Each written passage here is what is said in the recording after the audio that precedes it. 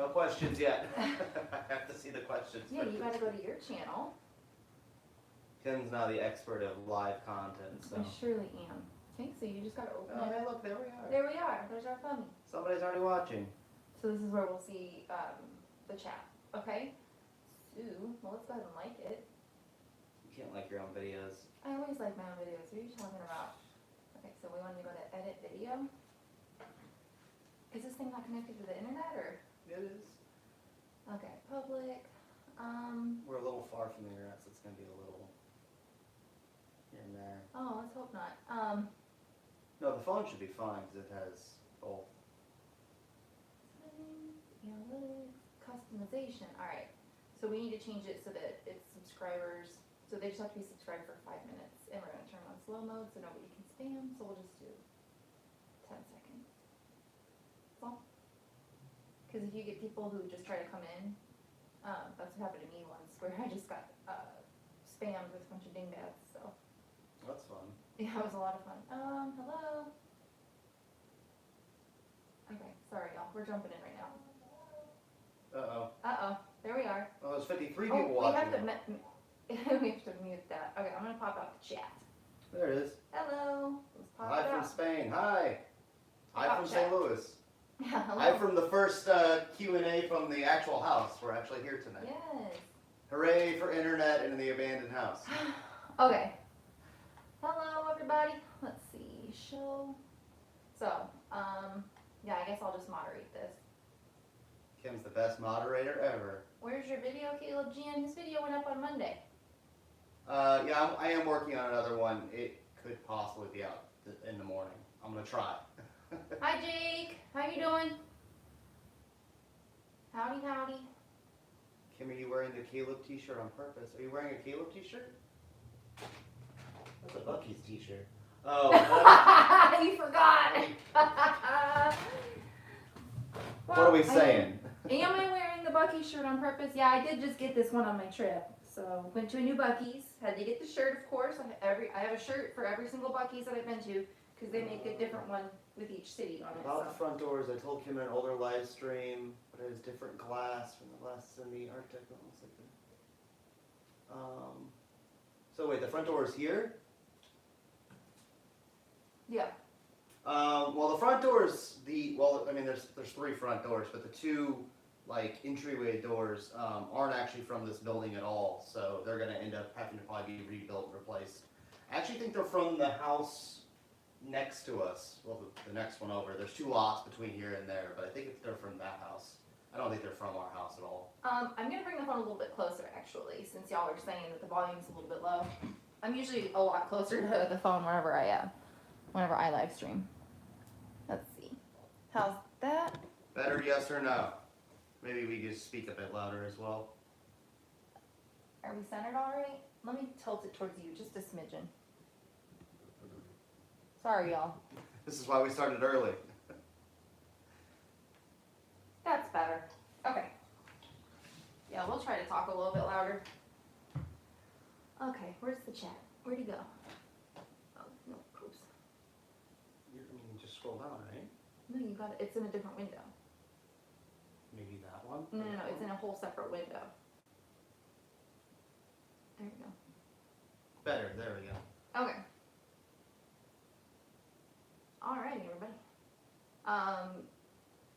We are going to do some time capsules in the house. I think you're going to put that paper that you were in. Yeah, that and that's actually one of the perks. I hate talking about the Patreon, but it is a perk of the Patreon. There are some people who have wrote things out and wanted to leave things behind, so I figured that'd be kind of a cool thing to give back, that you can kind of be part of it that way. So. Chris says, "What's the story with the? Hang on. What's the story with the 2 houses right next to you?"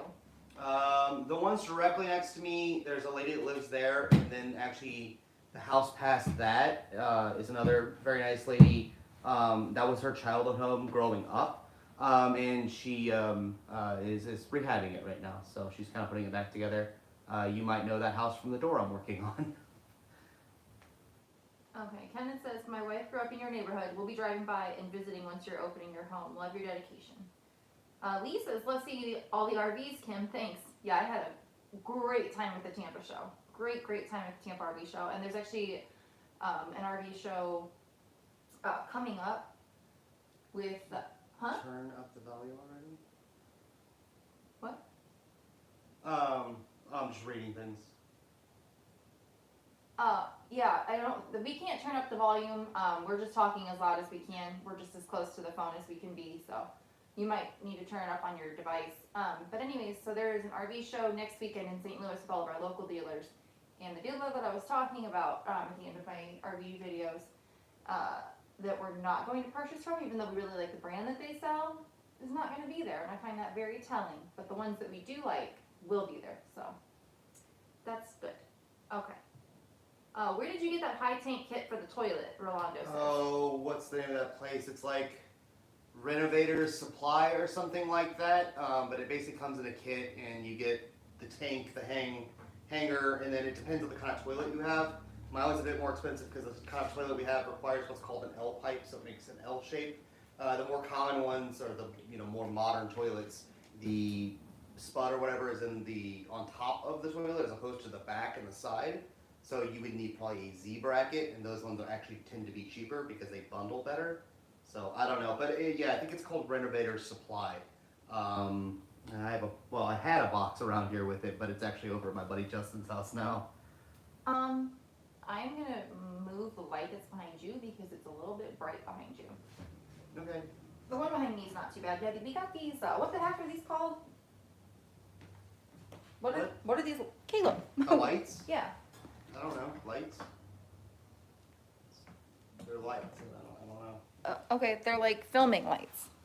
Yeah, I don't know. There's some cheap lights from Amazon. Is what they are. Okay, well they're like filming lights. They're not like regular. Let's see. Uh-oh. Where are you with the newel post light? Love the butler's pantry's coming along nice. I mean, I have to run wiring to the newel post. And actually what I'm going to do is frame out the inside of it and put a plug inside of it. And then essentially I'm going to put a bunch of the different newel post lamps on like a piece of wood that clicks into it. So that if I'm, say, moving furniture or whatever, I can pick and take off the newel post lamp at will. So that's kind of how that's all going. But I've yet to do the engineering of it to make it all work. Let's see. Vineyard Farmhouses. I'm going to be through St. Louis at the end of April. It would be sweet if I got the chance to meet you. I will be going to a YouTubers convention in Tulsa, Oklahoma. What's up with that? A YouTuber convention? Yeah, I wouldn't know anything about that. But I mean, hey, if you end up swinging by and you see a truck out front, knock on the door. Have the tiles for the bathroom come in yet? You haven't ordered them yet. No, it's hard because I've spoken about this before, but the framing of these whole houses isn't actually quite square. They squared everything up in the plaster. That's why you have various thickness of plaster even on the same wall. It'll vary wildly sometimes. So I'm trying to get it so where all of my beadboard that I'm going to put on is square, so I have to run the bottom shims along and make sure they're square with the top ones. That way when I put the beadboard on, everything sits flush, flat, level, all that good stuff. So I'm kind of waiting on that to be done because that'll give me my actual shape of the room. Whereas right now, if I were to just measure out from 2x4 to 2x4, I wouldn't actually come up with the correct dimensions. So I'm almost there. Okay. CM Pico said, are you going to the Tampa RV show? Yeah, I was there last week. Sharon says, do you have a plan for aging in the house? An elevator, main floor, full bath? So that'll be, the basement is gonna have a full bathroom, and it'll be, by the time that comes along, I think it'll be pretty finished in there and livable. The basement? Yeah. Yeah. So that's the Relatively. plan because I think that it'll be easier, with the way that it's set up to get into the basement than to get onto the main floor, right? Yeah. Okay, cool. So yeah, that's the plan. Would you ever, when this home is done, but with the one with the hexagon path, it is still around, sorry, if it is still around by then, and restore it and continue channel, the one right over there? I mean... That house is gonna fall down before that. No, not necessarily. Some of these buildings are tougher than you can imagine. And to be honest with you, if I had an extra 40 or 50,000 lying around, I could actually do something with it.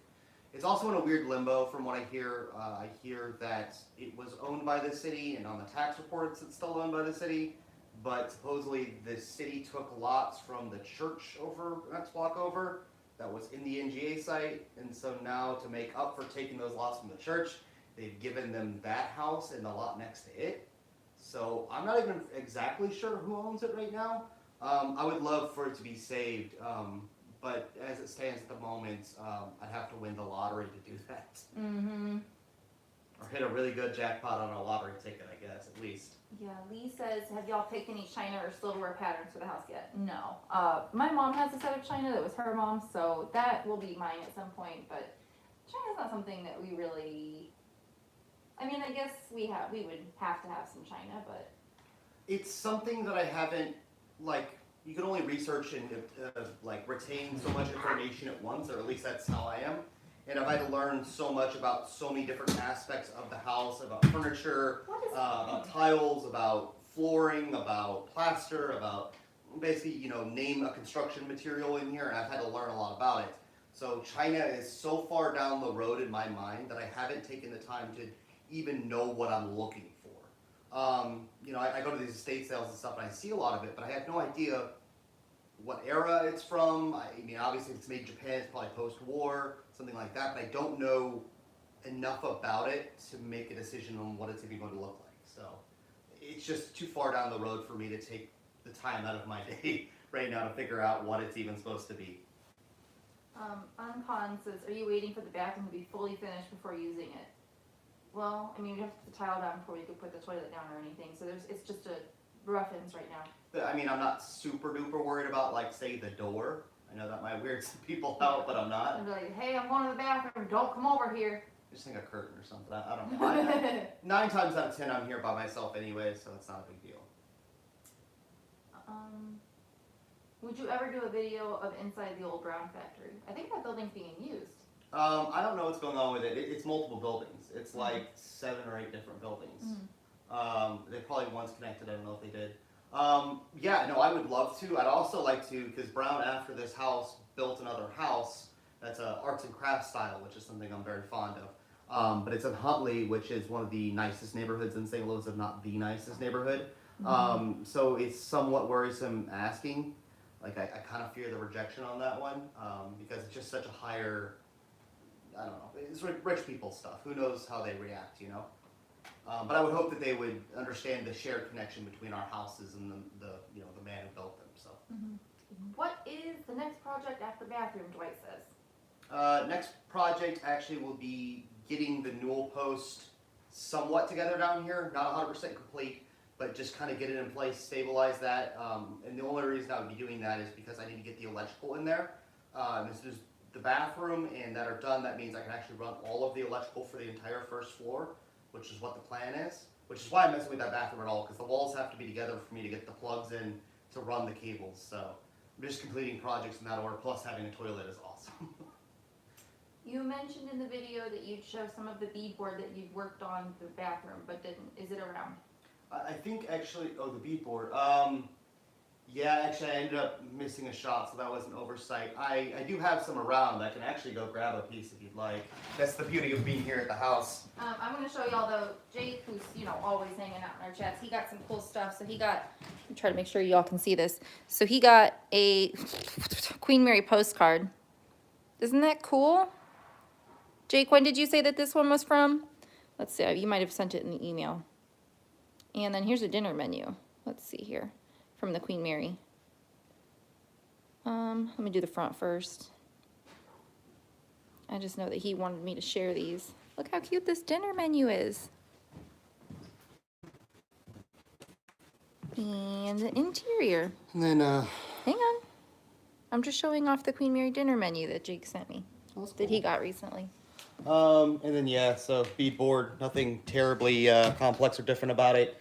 It is the double width kind, or the 2-at-1, I guess, single middle bead, whatever you want to call it.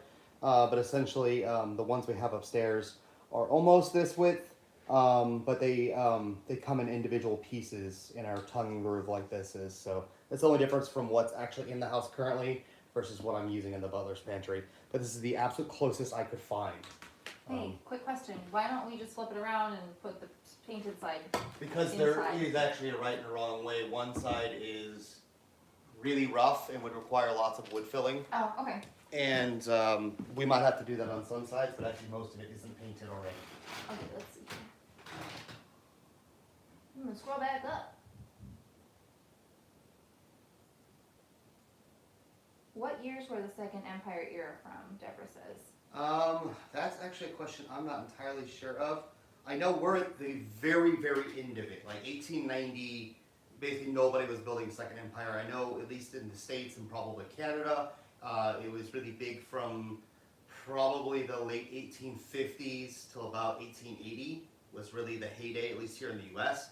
I know it's an older style from France. I don't know when most of Paris was built. I'm gonna probably say mid to or early to mid 1800s. It's like 1852 to 1871 is when Napoleon ruled. So. Okay, so that's probably about the right time then. And then the U.S. just extended to, like I said, about the 1880s.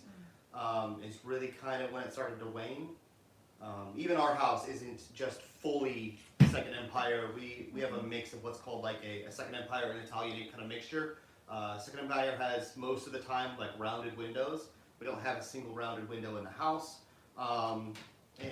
Essentially, yeah, it's just kind of a bit of a blend of styles. But because of the mansard, that's kind of the overpowering thing. That's why we're Second Empire. So, hello from Berlin. Hallo, wie geht's dir? Was geht ab? You know, we don't all speak that here. You gotta be nice. Well, that's the only other language I have an inkling of how to. I don't know what you just said, and that's really. Well, he does, or she does. I Do you think you've discovered all the artifacts left in the home yet? It's so fun to find these relics. Funketeer. I don't think I'll ever find all of the artifacts necessarily because I don't plan on busting up every single wall. I'm not removing every piece of trim, so who knows what's behind everything. So every little artifact, probably not.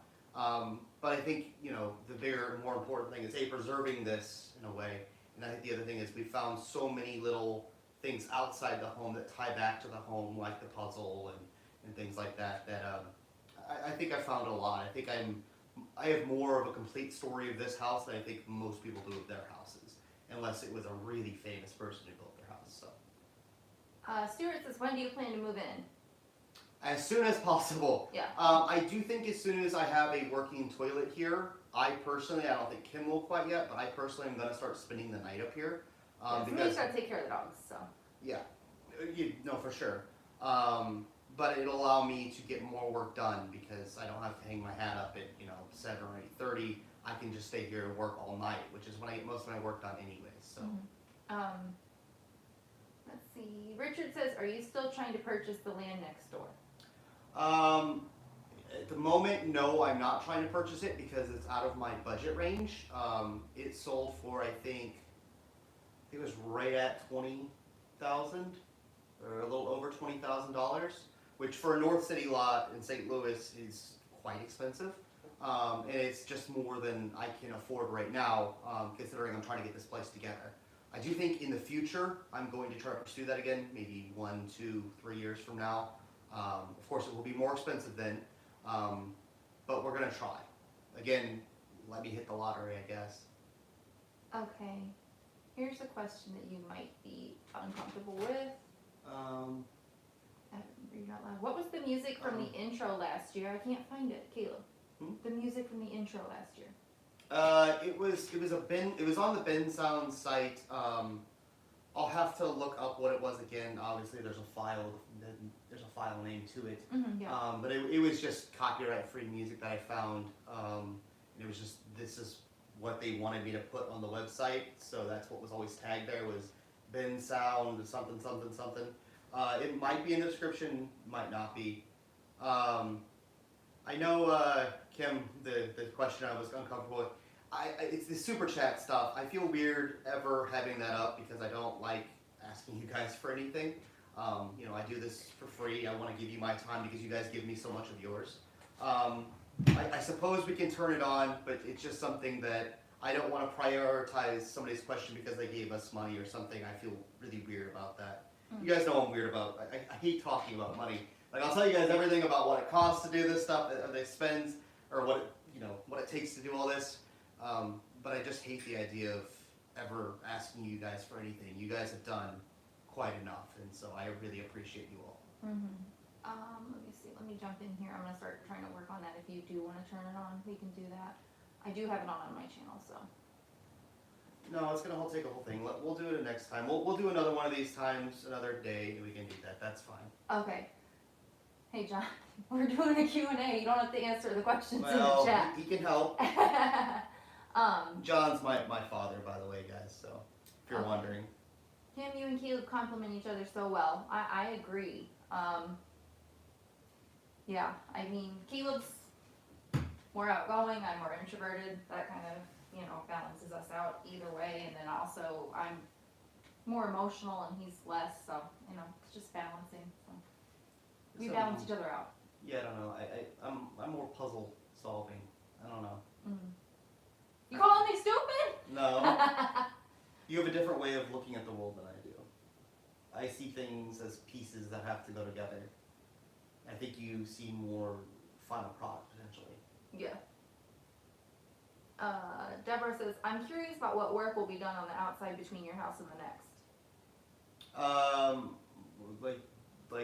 There is tuck pointing that has to take place there, and technically my land ends at that cutoff. So at my building that ends. So I have to actually technically, if I want to do anything to that side of the building, I have to get permission from the owner.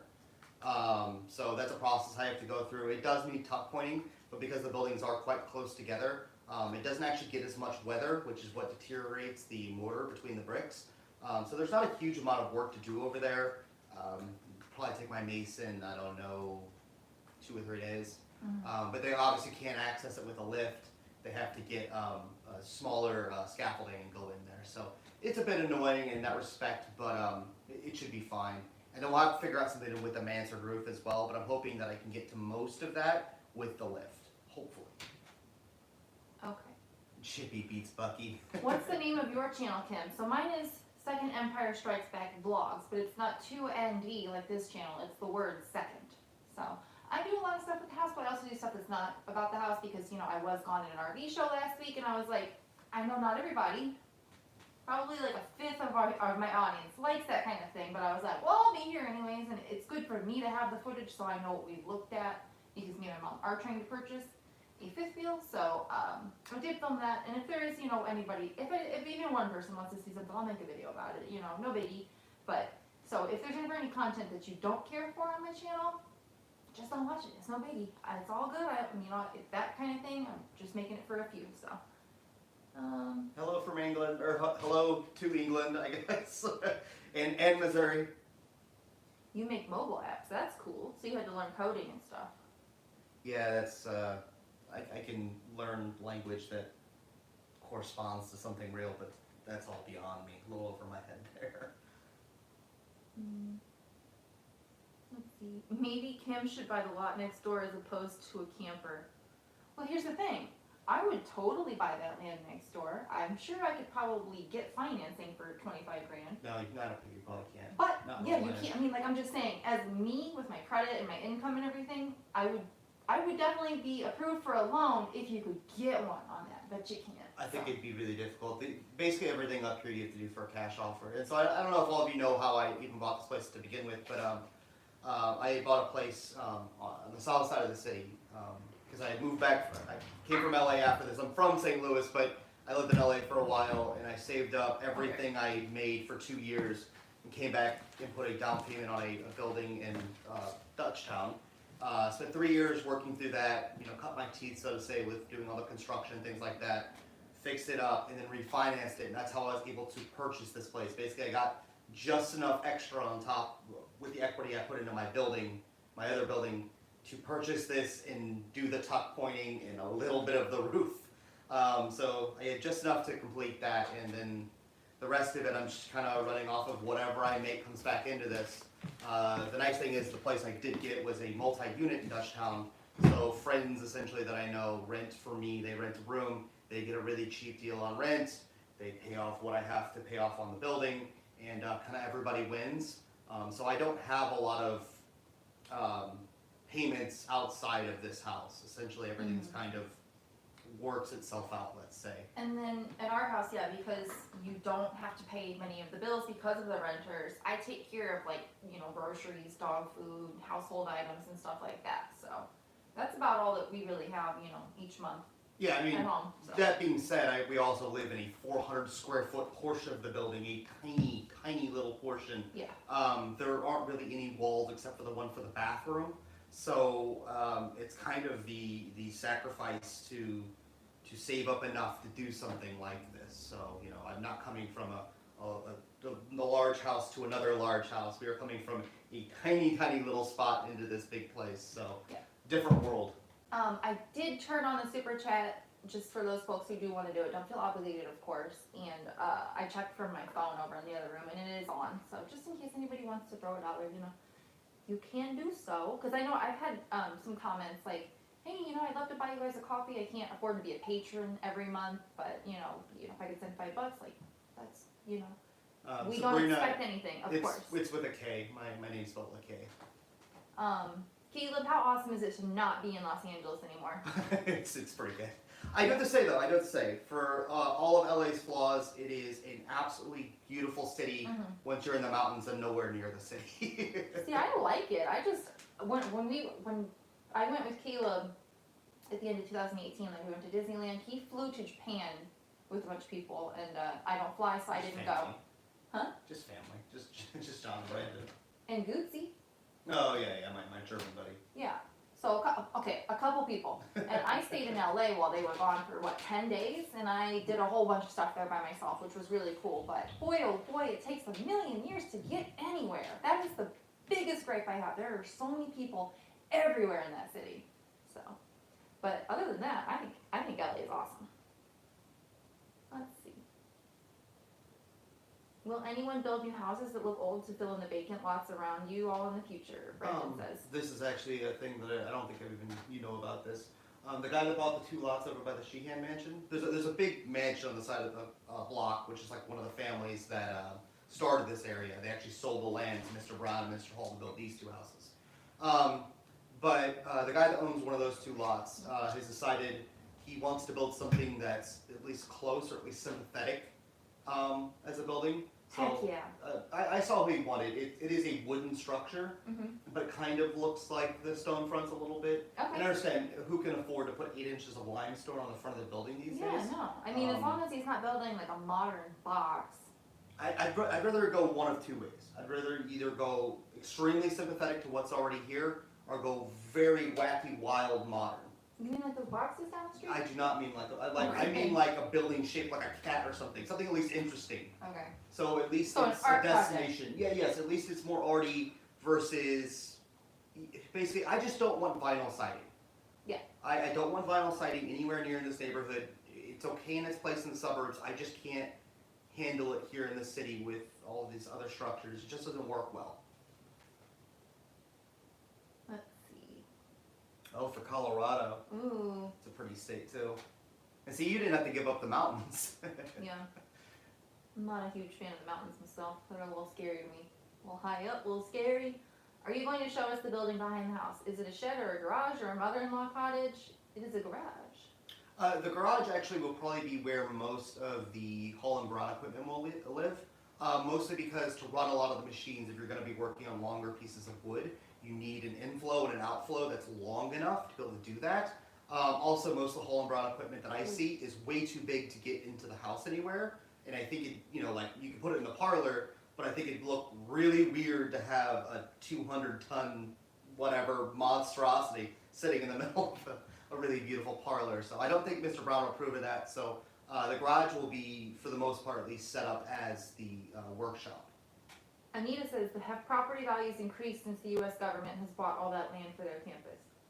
Yeah, I believe so. Yeah. It's certainly, I think it's just, I don't think these 2 blocks that we're at right here were particularly dangerous before the NGA. But there are other areas in the neighborhood that we could probably classify as. So I think it's just brought maybe a more of a level of security, or at least people have in their heads that there's more security up here. Which I can say I think there probably is. For people I've talked to, they say there is. So I think that's kind of making the prices go up quite a bit. Plus, there's a lot of plans to build a lot of things around here. I'm just hoping it doesn't turn too much into a very suburban-looking like office park. And from a lot of the designs I see, a lot of things they're building look that way. So that's somewhat concerning for me. That being said, there is a huge amount of vacant land up here, and I just hope that they stay within the confines of the vacant land and don't try to take more neighborhood away. Yeah, I mean, they have so much land over there, like if they're gonna build a park. It's accessory buildings to it. It's not the NGA, it's the hotel for the NGA. Oh, it's the hospital for the NGA. Oh, it's the offices for businesses that want to be near the NGA.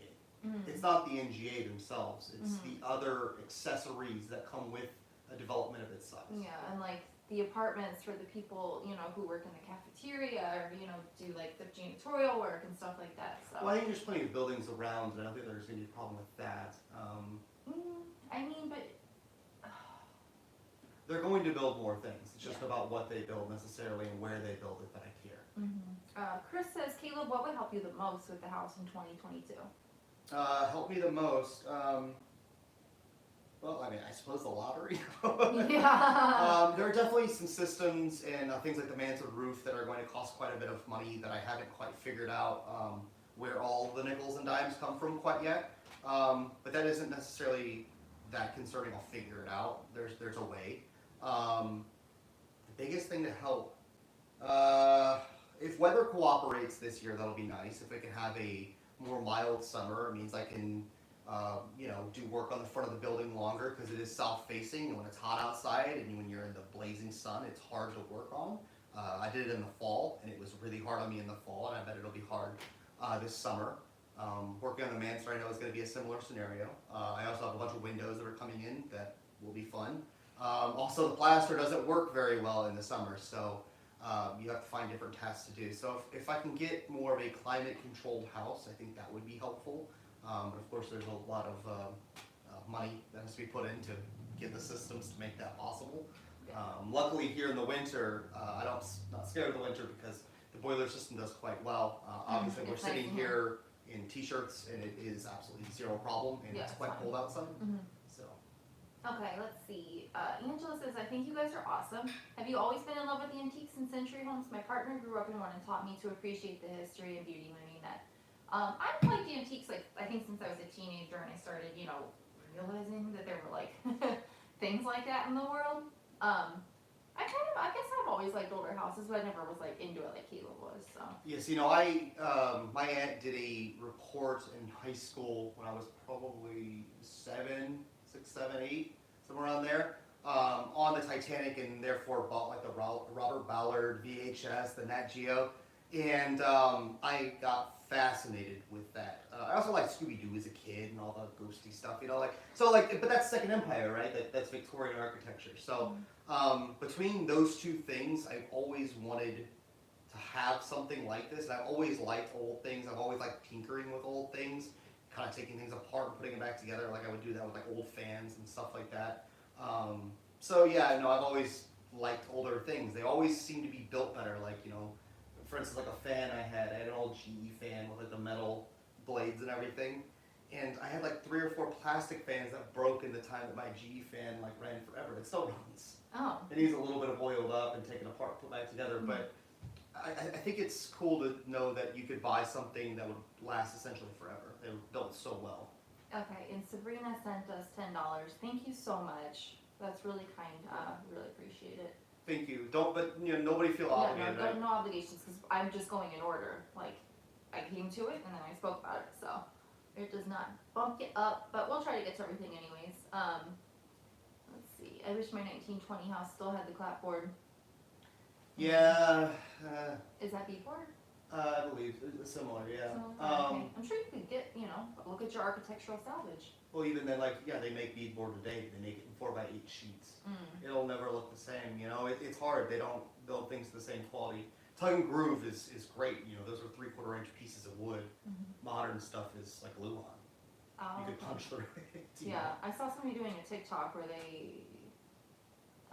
she was like renovating something. I don't remember what it looked like before, just normal, and then like she snapped, and then like there was like beadboard on the wall, but you could tell because there was like a seam that it was super thin, like just a sheet, and it looked good, you know, like she painted the room like emerald green, like kind of like what I like, but it was, you could tell that it was just a sheet. What room is next after the butler pantry? As a full room, as a full completed room, it could be the kitchen. Now that doesn't count all the appliances.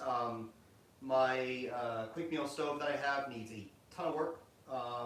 And the refrigerator that I have for that, the monitor top, also needs a decent amount of work.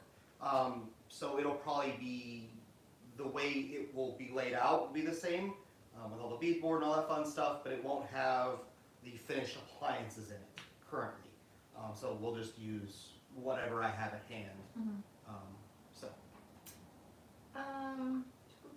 Is there a neighborhood association that sets standards for present and future new building and rehab?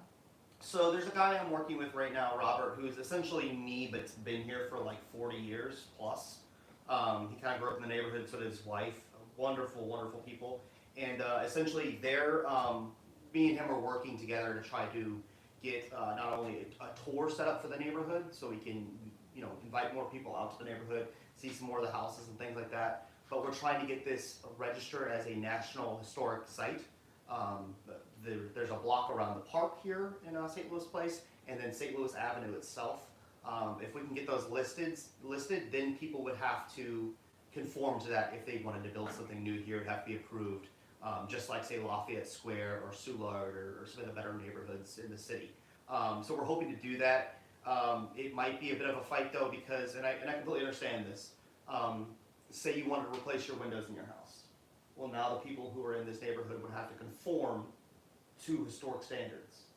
So we're hoping a few people get everything together, but with the protection that comes from having a historic district, it means that they can't, you know, the NGA can't take land from here. It'd be way harder of a fight. So it constricts in some ways and it protects in others. And so making the community understand that it actually can protect you from eminent domain and a lot of these other things. These houses can't be moved or shaken out of from people so easily. So it's kind of a take and a give. There's definitely a yin and yang to the process, but we think it's worth it to try to put this into a district so that the things can be saved.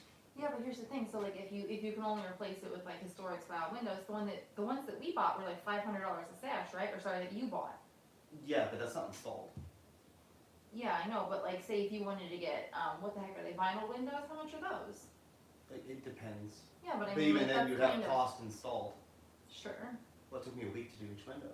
sure, but I'm just saying, like, I'm just saying it's gonna, that's, if you can only do it in, you know, the way, like we did. It would probably cost, you know, $300-400 a window normally, and it would probably cost almost double that for ones that look correct.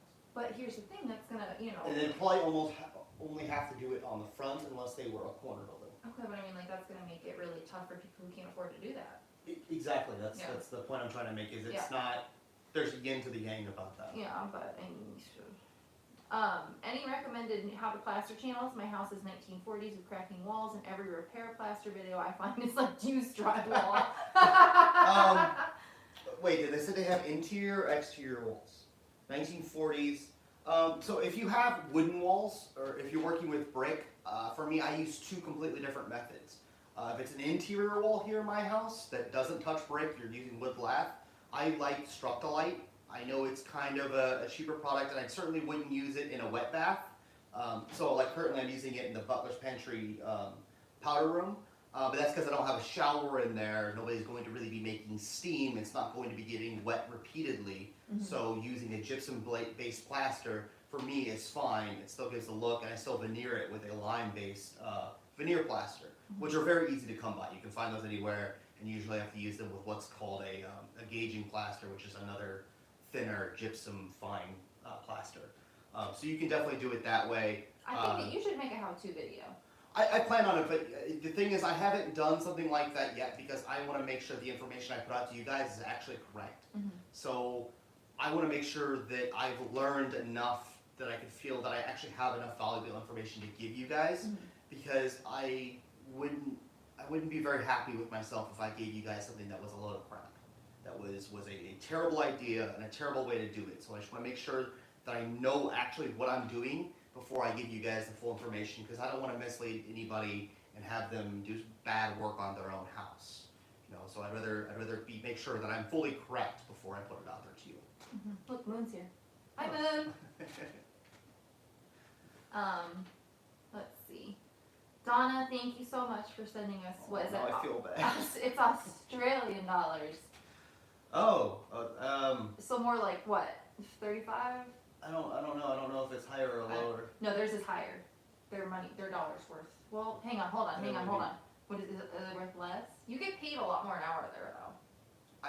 I don't know. I don't know the conversion off the top of my head. I just know that things are more expensive there. Well, thank you, Donna. Thank you, Donna. Mark Twain was from Hannibal, a bit further north. I've ever been to Mark Twain house? What do you mean? Oh, his actual house? Yeah, in Hannibal. No, I haven't. I've never been actually been to there. Hannibal. You've never been to Hannibal? No, Alton and some of the other places up the river, but not there. Hannibal's really cute, but I've been there. I don't think I went in though. If you're looking for a historic house, though, definitely go to Realtor for Hannibal, Missouri. There are tons of them for sale for great deals that are in a lot better condition than my house. But Hannibal's kind of like a small little cute river town. It's like nice. you're going through a lot of nothing to get there, but it's not. I mean, it is a small It's town. only an hour and some change past, isn't it? Or 2 hours maybe? Yeah, but I mean, like it's not like St. Louis where you've got St. Louis and then you've got St. Louis County and then St. Charles and then Jefferson County. You know what I mean? Like St. Louis kind of ends pretty abruptly when we're talking about like cities. sure, It but doesn't sprawl like Chicago or Hannibal anything. abruptly ends too, and then it's country. Yeah, that's all right. I mean, Missouri's actually a fairly pretty state. It is actually really nice. Yeah. I just came on and I don't know which room you are in, but the mantle is gorgeous. Yeah. We're in the second parlor, and this is a mantle you bought in Memphis? This one's from Tennessee. Tennessee. Like Memphis. Nashville? South of Nashville. Okay. Yeah. Do the fireplaces work? What would it take to make them work if they don't? So the problem with our fireplaces is these are coal burning fireboxes. So essentially what that means is they're very small fireboxes. And so if you were to burn wood, which would be preferred over coal, of course, because coal's dirty. But if you were to burn fire, you basically have to sit there and baby it, because you would never get enough firewood in there to get a big enough fire going to really do anything. So really it would be a huge expense to get all these flues relined and redone and make sure the airflow is right, and it would be an entire mess for a fire. You would have to sit there and really baby to work. They're just not built to accommodate wood all that easily. When you go to a place that has a wood burning fireplace, you'll notice they're really big. It's because, or they're fairly big. We just don't have the fire boxes for it. So we're not going to try to do that. The flue in this one actually is relined, but it's relined for the boiler. So the boiler actually uses this stack. Okay. No, it's actually behind there. So it goes up and they've relined the inside of the stack all the way up to the roof. Huh. So when it gets really cold out, you'll actually see what looks like smoke, but it's just steam coming out of the chimney. Reed Henryson, what made you decide to restore the house to almost 100% original spec as opposed to historically sympathetic restoration with modern amenities? I mean, technically we will have modern amenities, but I guess everybody's like, I guess people are like, I don't really want to live in a museum, but to me, I do. I would rather have something interesting always to look at, and to me, the Victorian style of architecture and interior decoration and all this is always interesting to look at. Your eyes never, stay in one place for too long, because there's a pattern here, or a sculpture here, or a piece of art here. It's a lot thrown together, and I might not be quite as cluttered as they would have had it originally, but I want my house to be interesting.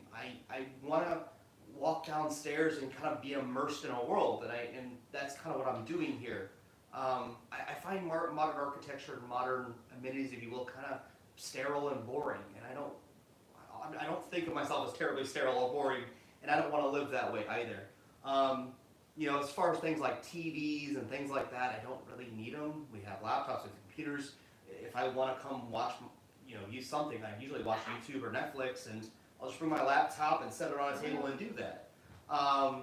But you know, the refrigerator we have is an actual refrigerator. It might be an older one, but it's still modern because it refrigerates. It's not an ice block. You know, we're not cooking with coal in the kitchen. It's still a gas stove. It operates basically the same as any other gas stove. It's just slightly antiquated, but it still works. So we're not really giving up much by doing things this way. It's just not quite as up to date, but it's only more aesthetically than anything. I am so far behind here, and like this laptop keeps wanting to jump down to the bottom. So I'm trying to find where the heck we were. I tried to do it on my phone, but it's not doing it. Is that another $50 one? Yes. Oh my! You guys are way too kind. You guys know that? Okay, I found where we are. Glad to see KMOV had your story on its Facebook page. Yes. Yeah, that was Very just exciting. right too. So that was interesting. Does your state have any funding for restorations? Right now, I don't know of any grants, but there are tax incentives. So we do have historic tax credits. We have both state and federal. The qualification for the federal one is that you have to have some sort of like money making scheme to it. It has to be a business. But that kind of works with us at the end of the day because we've always wanted to be able to open the doors to you all to come visit. So you know, technically, when you guys stay the night here, there has to be something to help us keep the lights on as far as money is concerned. I don't know what that cost will be. I want to make it as reasonable as possible because I want as many people as possible to experience this as well. And I think tours will be always like a donation thing. I don't want to really want to charge to have people come see this house because again, I don't really think about it as mine. It's collectively St. Louis's. It's collectively ours. So. Lynette says you should nickname us like the Brownies after Mr. Brown. That is only an example, by the way. The Brownies. Well, It now is it's kinda sticking. corny. Now you're the Yeah. Brownies. Congratulations. Hey, Brownies! Is anyone out there looking for your I'll just vehicles? call you all friends because Yeah. you guys have been great friends to us. Is anyone looking for your mantle? We don't know even know what they look like. That's the problem is there is I know someone who has the photos of the mantles, says they have photos of them, but they won't give me the photos. We've even offered to give them money and they refuse. So maybe at some point, at some time, we might get photos of them. I know they're out there. I know they exist. I in fact know who has them, but I just haven't got over the hurdle of being able to get a hold of them. I do hope that cooler heads prevail in that respect and that we can eventually get photos because I think, you know, it's not just me or it's not just this person. It's more about the history of the house and what it does for the future. So I hope that comes through. So. Mindy says, do you accept help from others, manual labor? Would love to help you with yours to learn more about my own home. Mine isn't as old as yours, but from the 40s. Yeah, I mean, I could definitely accept that. You know, I guess I suppose it's weird. Like I feel weird not being able to give you something to come help. You know, that's what it is. It's more of you know, I don't want anybody to have to come in and do anything for free, and I simply put I'm stretched about as thin as I can be monetarily, and you know, people's time is valuable. I know your time is valuable. So you know that's why I mean I just don't ask essentially, but yeah, that would be okay. Yeah. Jan, you said I had a question above about the kitchen. Jan, you know, let me try to find it. Let me get Caleb a question real quick. Can you talk about your making and applying of the first coats of plaster on the lath? What was it? Can you talk about making and applying of the first coats of plaster on the lath? So on the lath itself, even before you start trying to mix up plaster, lath wood in itself is a terrible substrate for plaster, which is why they have the gaps. The gaps in the lath, you push the plaster through and it sticks. So I actually use a cement glue. You could use plaster weld or something else like that. But any area that is exposed directly to the wood, I want to clean that up and put basically a primer on it. So I use that cement glue. I just pick up stuff from Lowe's. It's normal stuff. You'll find it in the masonry section. It comes in gallons. It's yellow in color. It's like a PVA glue. But essentially I put that in a spray bottle and I spray that on first. Any areas of existing plaster that's still there, you need to secure it. I use plaster washers, Loctite power grab glue, and again prime that area with the PVA glue to make for sure that you get a good bond, and that way it is screwed to the lath, the remaining stuff, and glued to the lath, so you have a chemical and a mechanical bond. And then you need to wet everything down right before you go for the plaster, because as soon as the plaster hits the other plaster, it will immediately suck all the moisture out of the stuff you apply. So making sure it stays wet, all that good stuff. And then with the plaster itself, the stuff I'm using on the lath is called Structolite. It comes in a bag. Essentially, you mix it so where it's like pudding consistency, or maybe a little bit thicker than that, depending on what you're doing. I like it thinner if I'm running more of a skim coat. I like it thicker if I'm running directly onto lath, because I don't want it to be as sloppy and fall out the back. You want it to kind of stick a bit better.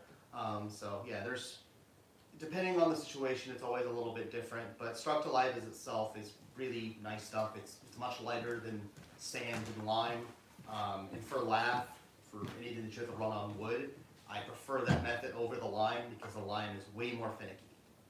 Okay, Jan, I tried to scroll up and find your question. I didn't see it. It must have like gotten, pushed out. Let's see. Hi, Veronica. You are late, girl. DJ Stephanie says 100% down for a Hyde Park tour. So Nathan has done those, but he's not been well. So Nathan Jackson, who does the neighborhood tours, has done a Hyde Park tour before, right? Yeah. But he's not well. Yeah, I mean, maybe when the weather gets better, I'll do that. Although I bet the guys at this house will probably go do more of that as well. Mm-hmm. The entire town I live in is registered on the National Historic Register. That's good. Wow, a load of planning, financial, and zoning questions tonight. Are others inspired? Let's hope so. Are you ever going to do an Airbnb or some kind of hotel thingy for guests to visit? It's not Airbnb type thingy. Yes, it's not going to be a bed and breakfast. You definitely don't want me to cook you a meal. I'm horrible at it. Better at a lot of things, horrible cooking. You're not a bad cook. I don't know. Yeah, I can make great mac and cheese. But no, I don't know what it looks like yet, because I don't want to necessarily have it be a full-on public thing. I'd rather, basically invite people or extend the link to people who really want to come experience a piece of history like this. I want people who want to come in and respect my home. I mean, if I'm going to spend $25,000 or something on a room of wallpaper, well, I want somebody who respects that there's $25,000 of wallpaper on the wall, and therefore will be a bit more careful with the products. Mm-hmm. Essentially these are antique chairs. They move, they shift, they're old, everything's y'all old. in here and me rocking and rolling over here. I don't know, this chair keeps doing its thing, so, just things they gotta be aware of. If you, most of the tables will have shellac finishes on them. You have to know that you have to have a coaster down before you put, so it's one of these things, I want as many people to be able to come and experience this as humanly possible, but I don't want to just open it straight to public as, look at this place, it's a cheap place to stay next to the NGA. I don't want that. I want people who actually care about the history, care about what I'm doing here, to be able to come and experience basically what is my art project. So I don't know what that looks like. It'll probably be a website that I set up, and the links will be out there for you guys. Because I think you guys have vaulted me to where I am today, and so as far as I'm concerned, you all get first dibs on this. You've been here since the beginning, so thank you guys. Rob says build your windows from scratch. I don't have a sash sticker. I'm actually should be getting one here soon. Oh, what? It's an old machine that would build the sashes on. Oh, okay, cool. Bill's giving me an HB Smith one, but I can also run molding on it. That's what Eric is running the molding for outside. Bill, the owner of St. Louis Sash, Yes. he's given? Yes. What? I have to go get it. It's very heavy. Okay. That's so nice. Yeah, I mean, I could, I guess, essentially do that, but right now, I guess what's more valuable, Time-wise, yeah. time-wise, so. Yeah, getting the windows built, from somebody who makes them from scratch, themselves. And Bill's very good at what he does, and I think some things are best left to somebody who is an expert in his field. Yes. Could I do it? Sure, absolutely, I can figure it out. I'm smart enough to figure it out, but I think my time's best spent doing like plaster and things like that. I mean, there's only so many hours in a day, and I'm trying to learn as much as I can. But there are some things that I have to have others fill the gaps for. So Is that euro? that's pounds. Pounds? Okay, yeah. Outlander sent 5 pounds. Love both your channels. Thanks, Kim and Caleb, for sharing the journey. Thank you so much. Another 50? Yeah, Tish sent $50, a drop for the restoration bucket. So much. Admire what you both are doing. Well, thank you This so is much. so sweet. Let's see. Ear front, sand hydrated lime cat hair. I've tried it and it seems to work so far. Yeah. Oh, you know what? You forgot our bag of hair. Every time I brush the animals, I put it into a bag. The Structuralite's so much harder than the lime. That So you'll need it for the lime. for the lime, it's better. When you're on the brick, I think it's much better. And I have used husky hair in the stuff on the brick as a flexible membrane, let's say. But also, I think a few of you guys have seen, I've used the window screen that you would see in like a screen door as essentially the same thing. I've just put it between layers of plaster. And that seems to work really well. Now, of course, plaster is a material that takes time to wear. So how successful I've actually been about any of this, I won't know until about 5 to 10 years later. And if it still looks good in 5 to 10 years, I did a great job. If not, we'll see how I can fix that. Would you consider setting up a parlor and charging for a proper afternoon tea a few times a year? Well, I do think dinner parties would be kind of cool. You like informal, like, I mean, you know, like we could dress up, but it's not going to be like, you better use the salad fork on your salad. No, that's Or never not that kind that's of never people. me. But you know, we might set up something kind of fun like that once or twice a year. Completely possible. The thing is, like, I don't know. Like, I don't want to monetize it. It might be one of those things like, you know, potluck, but with this many people, I don't know how to narrow it down, because, like, I mean, we'll have a table that probably holds 10 people. Like, how do you choose the 10? And that's where I And get, how do you like, choose 8? yeah, it's like a raffle system or something. Like, I don't know. Raffle. I don't know. I want to make it available to all, but at a certain point, with the sheer number of you, all you amazing people, I'm not sure how it all works. But best to my ability, I want to give everybody the opportunity, and I really don't want it to cost much of anything. I don't know how that works yet. I just don't. But I will figure out some way, and I really do hope that you all get it. If you guys want to come visit, I hope you guys are able to. Like, people have just shown up here before. I've never said no to giving somebody a tour. Probably shouldn't be saying that online because a bunch of people are going to show up now. But no, I feel like you guys have given me so much with this channel. I owe you my time. So.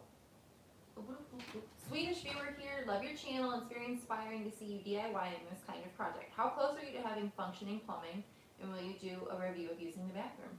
Well, I probably won't film myself using the restroom.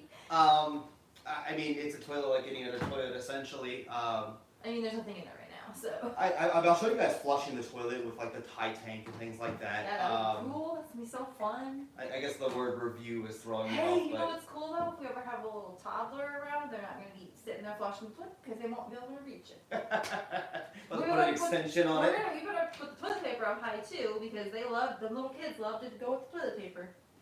That's a fair price to pay, I think. Our animals don't do that, so we don't. Also, the way that our toilet paper is now, it's like sideways, not up and down, so. Yeah. You can't unroll it unless you do this. Let's see. Y'all are really on about these brownies up in here. You're making me hungry. Let's see. Thanks everybody. John, what are you doing deleting comments? You deleted the message. I mean, I suppose if he grabbed it. Well. Oh, I don't know. Can Santa fit down? Well, Santa is magic. It is magic, yeah. So Santa can become any size he needs to. Santa can be this big or this skinny, whatever. There's plenty of houses without chimney. He makes it work, right? Yeah, he makes it work. There's plenty of other holes in the building. Kenny says, I grew up in Kansas City, went to St. Louis for sightseeing. There's lots of stuff in Kansas City, though. That's crazy. Do you hear phantom dogs barking in the basement? No. No. But one time when we were down there, I did smell dogs. And there had not been any dogs. It might have been when they were doing plumbing though too. It smelled a little funny down there because of the plumbing for a little bit. No, that was when we first bought it. Oh. it Like was right much after better. we bought it, yeah. Kate sent £8.99. $8.99 in pounds. £8.99. It's like 10, I think, $10. Thank you, Kate. Yeah, it's Kate, £8.99. yeah, Kate. Let's see.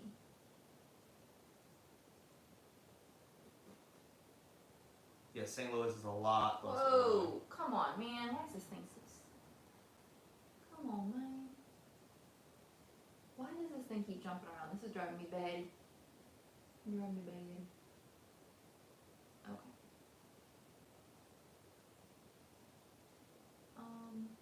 I wonder if the supplies used during the making of a YouTube video could be considered a business expense, thus helping out in the long run.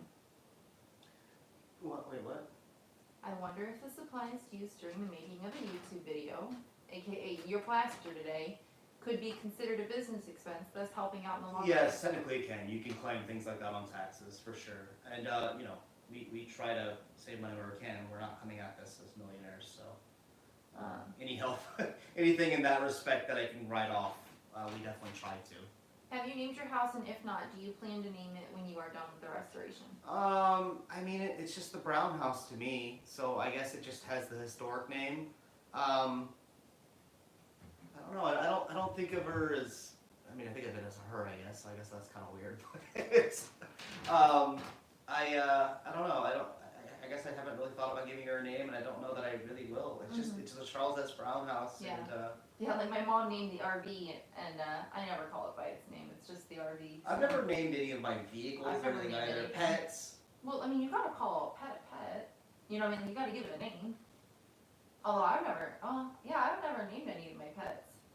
They've all No, come I with have. names. Yeah, you named Big Agnes, but Alice is I named him. yeah. Otis came with a Named other name. puppies. Max came with a name. I don't know. I never really thought about it, I guess. Let's see.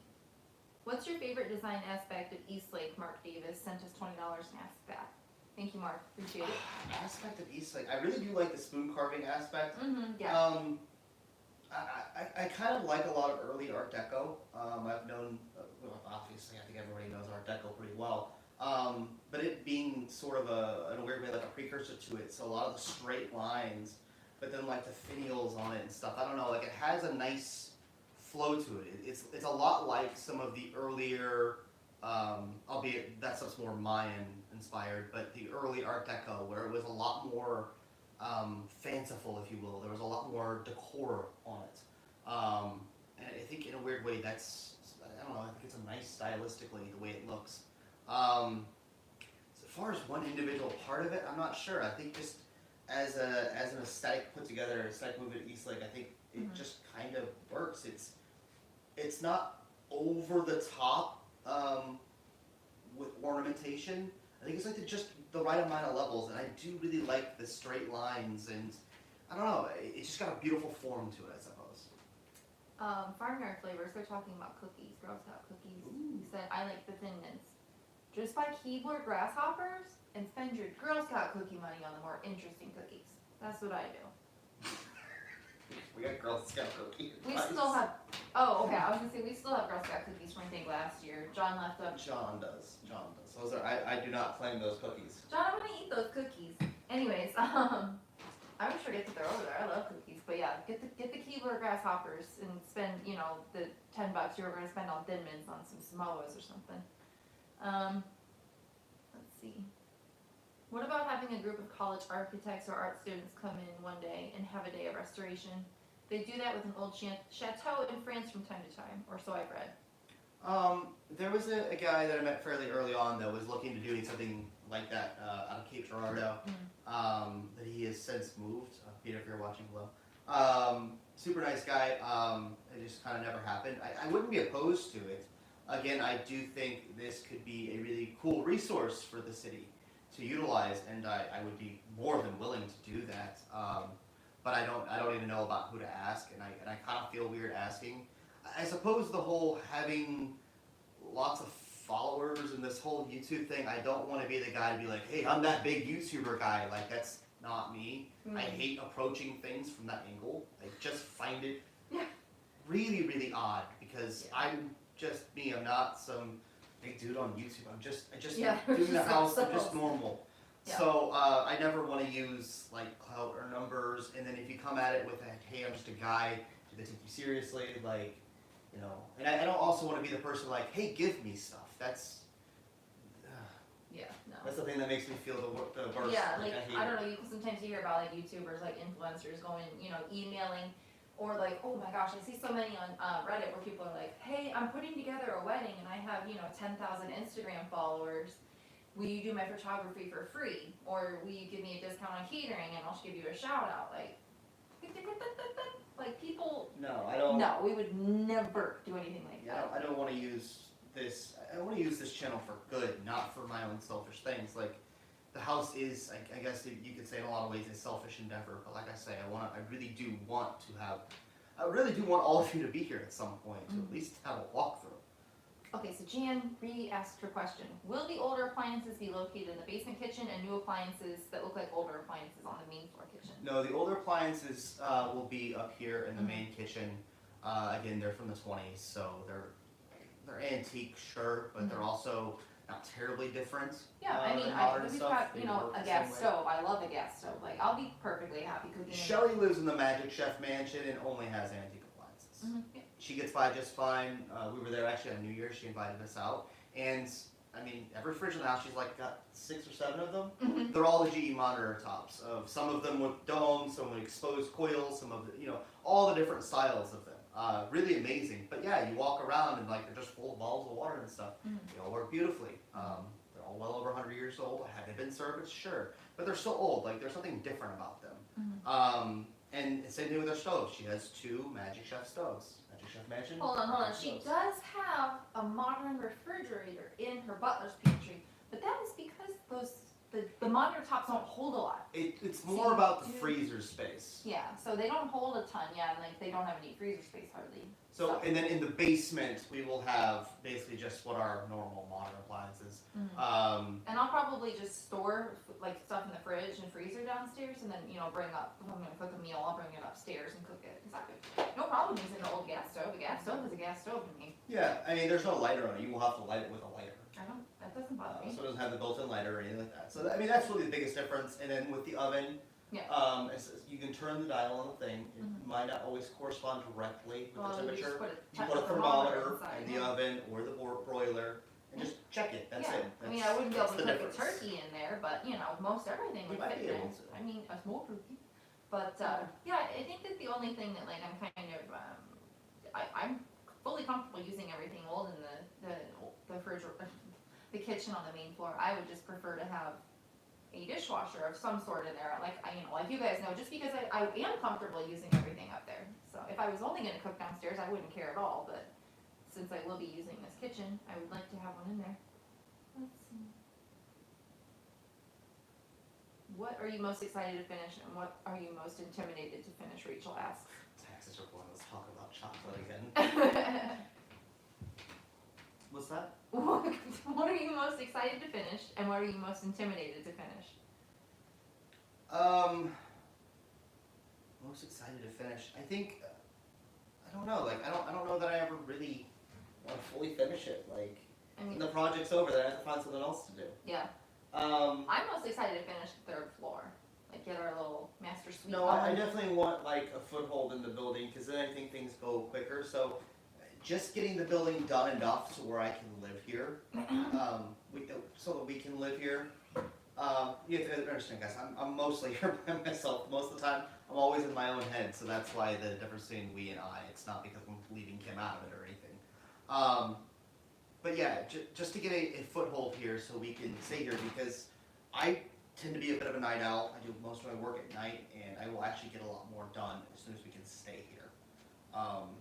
And the dogs have more freedom. Then life's happier for us. A lot happier being here. And then it's something I'm fearful of tackling. I don't think so. I think at first, like a lot of the plaster scared me. I think a lot of the the woodwork scared me because, you know, it's kind of a scary thing. Like, you come into it, you don't know what's on the woodwork. You don't know if it's something that isn't produced anymore, and if you accidentally scuff it, you'll never be able to fix it correctly or all this stuff. But I think working with the materials like shellac and like the lime plaster and things like that, you realize that they're not actually that scary. Yes, they're absolutely a skill and they take time to develop, but you know, I guess where there's a will, there's a way. Now some of the decorative plaster, I think I'm a little out of my depth there, but that'll be something I have to hire out probably, most likely. Of course, I can attempt it, but I think these rooms being as beautiful as they are, I don't want to be the guy to mess them up. So tasks like that, I think if they worry me too much, I'll just hire somebody out to do it. So to make sure that they are correct, because I lose sleep over the idea of messing something up in here. Okay. Dilapidated Castillo says, from what I'm understanding, you can't get a conventional loan to repair and fix such an old home. Just kind of curious, were you able to find insurance to cover the repairs while you're fixing it up? Well, I mean, we had insurance on the building. Now, they would no way would cost the replacement cost of a house like this. Good luck finding that policy. But as far as what's the other part of what was the other part of the question? You can't get a conventional loan to repair and fix such an old home? You can get a construction loan potentially on this, but then it would be like, okay, you've got a year to make it work. And the amount of loan that you would get wouldn't be enough to fix everything within a year. And so they'd want to have this to, you know, they'd want to have it at the value they have it as. And I think the only way you could do that would be bring enough people in, which would cost too much to fix the building. So it's an unworkable situation. It's kind of a catch-22. You could get the money, but you couldn't complete it fast enough. And if you brought in people, the money that they would give you wouldn't be enough, and it would cost too much money. So it's kind of a catch-22 with that. It doesn't work on paper, and you can't get a loan to buy one of these places unless it is watertight and it has a kitchen and at least a bathroom and a bedroom. If you have all of those criteria met, then you could technically get a loan on it, and at some point we might get a mortgage on it after we complete some of these things to complete more tasks down the road. But right now we have to get to that point first. Maria says, are you going to put a phone booth in? I don't think we're going to wall anything off, but the alcove under the stairs, we're going to put a little phone setting area. There will be a phone on the wall over there. It'll be the old magneto crank type. It won't be enclosed though. Yeah, it's because that's technically not right for the error either. It's technically a little too late, about 10 years-ish. However, you know, like I'm gonna have a phonograph in here as well, which is technically too late. So there's some things that'll be a little off in era, but there'll be things that won't actually be part of the house. And they'll still be antiques. They'll just be like 1900, 1905, something like that. So they're still within reason. Okay, Miss B says, how about renting the parlor for bridal tea or baby showers? That's a great idea because, you know, I've been to those kinds of events and they're usually pretty chill, not too many people. You know, you're mostly sitting around chatting and having some light snacks and maybe playing some games. So I think that these two rooms would be great for that because you can see into the next one. You have food in the dining room too. Yeah, like a little, like put out like a buffet or whatever. Yeah, I mean, I'm totally cool with that. I think that would be a lot of fun. Yeah, absolutely. Yeah. You know, it might be I mean, some of the fabrics, but yeah, sure. you muscatoli, some chair you work 10 hours on, you might think a little differently, but Yeah, but I mean, like, here's the thing though. They make, you know, like stain machines and stuff, so. yeah. I mean, at the end of the day, these items were built to be enjoyed, and I want to enjoy them, and I want others to enjoy them. It's definitely not big enough to like host like a wedding in here or anything, but stuff like that, like smaller. They have happened here though. Yeah, like smaller little mingly type parties where people aren't like, you know, like, hey. That, you know. Yeah, we're not throwing raves here, guys. Yeah. Let's see. Don't forget a good wine list. Hint: wine cellar in the basement. I mean, I guess that's kind of necessary if we're gonna have guests, but I don't drink, and Caleb's a beer guy, so Yeah, we wouldn't be partaking. super duper. I mean, I like wine. I like wine, yes, but I mean, I just don't know anything about it. I don't drink very often at all. I think the last time I was when we went to Shelly's house and she gave us some wine. Yeah, that was a bit of a actually headache, really. wasn't it? I actually It's got good wine, Chardonnay. It but- was Kendall Jackson Chardonnay. I've never had it. It was actually really good. Let's see. Hi Missy. Sorry for really late responding. We are a little late in the chat. You're Blair Pepper. We got Caleb as a Higgins. Yeah, Well, yeah, I am Higgins. You have to understand, John is my biological father, but I didn't know John until I was 15 years old. Blowing up your spot, John. No, I mean, it just is what it is. Mhm. Like, my parents were young. They were 17 when they had me. Yeah, so. And my mother gave my father the choice to leave, and he went and he lived his life for a while. I had a mother with a heart of gold, still has a heart of gold. Yeah. And she never badmouthed him. She just said she was young. What is that? Oh my. What is that? Okay.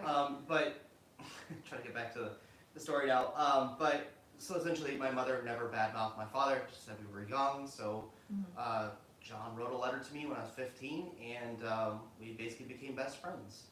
So, and then I have my stepfather, the man who raised me, who I actually call dad. He passed away a handful of years ago, but he was a carpenter, taught me how to build things and stuff like that. So I kind of had two fathers, it was always cool. So John has a different last name for me, and that's why.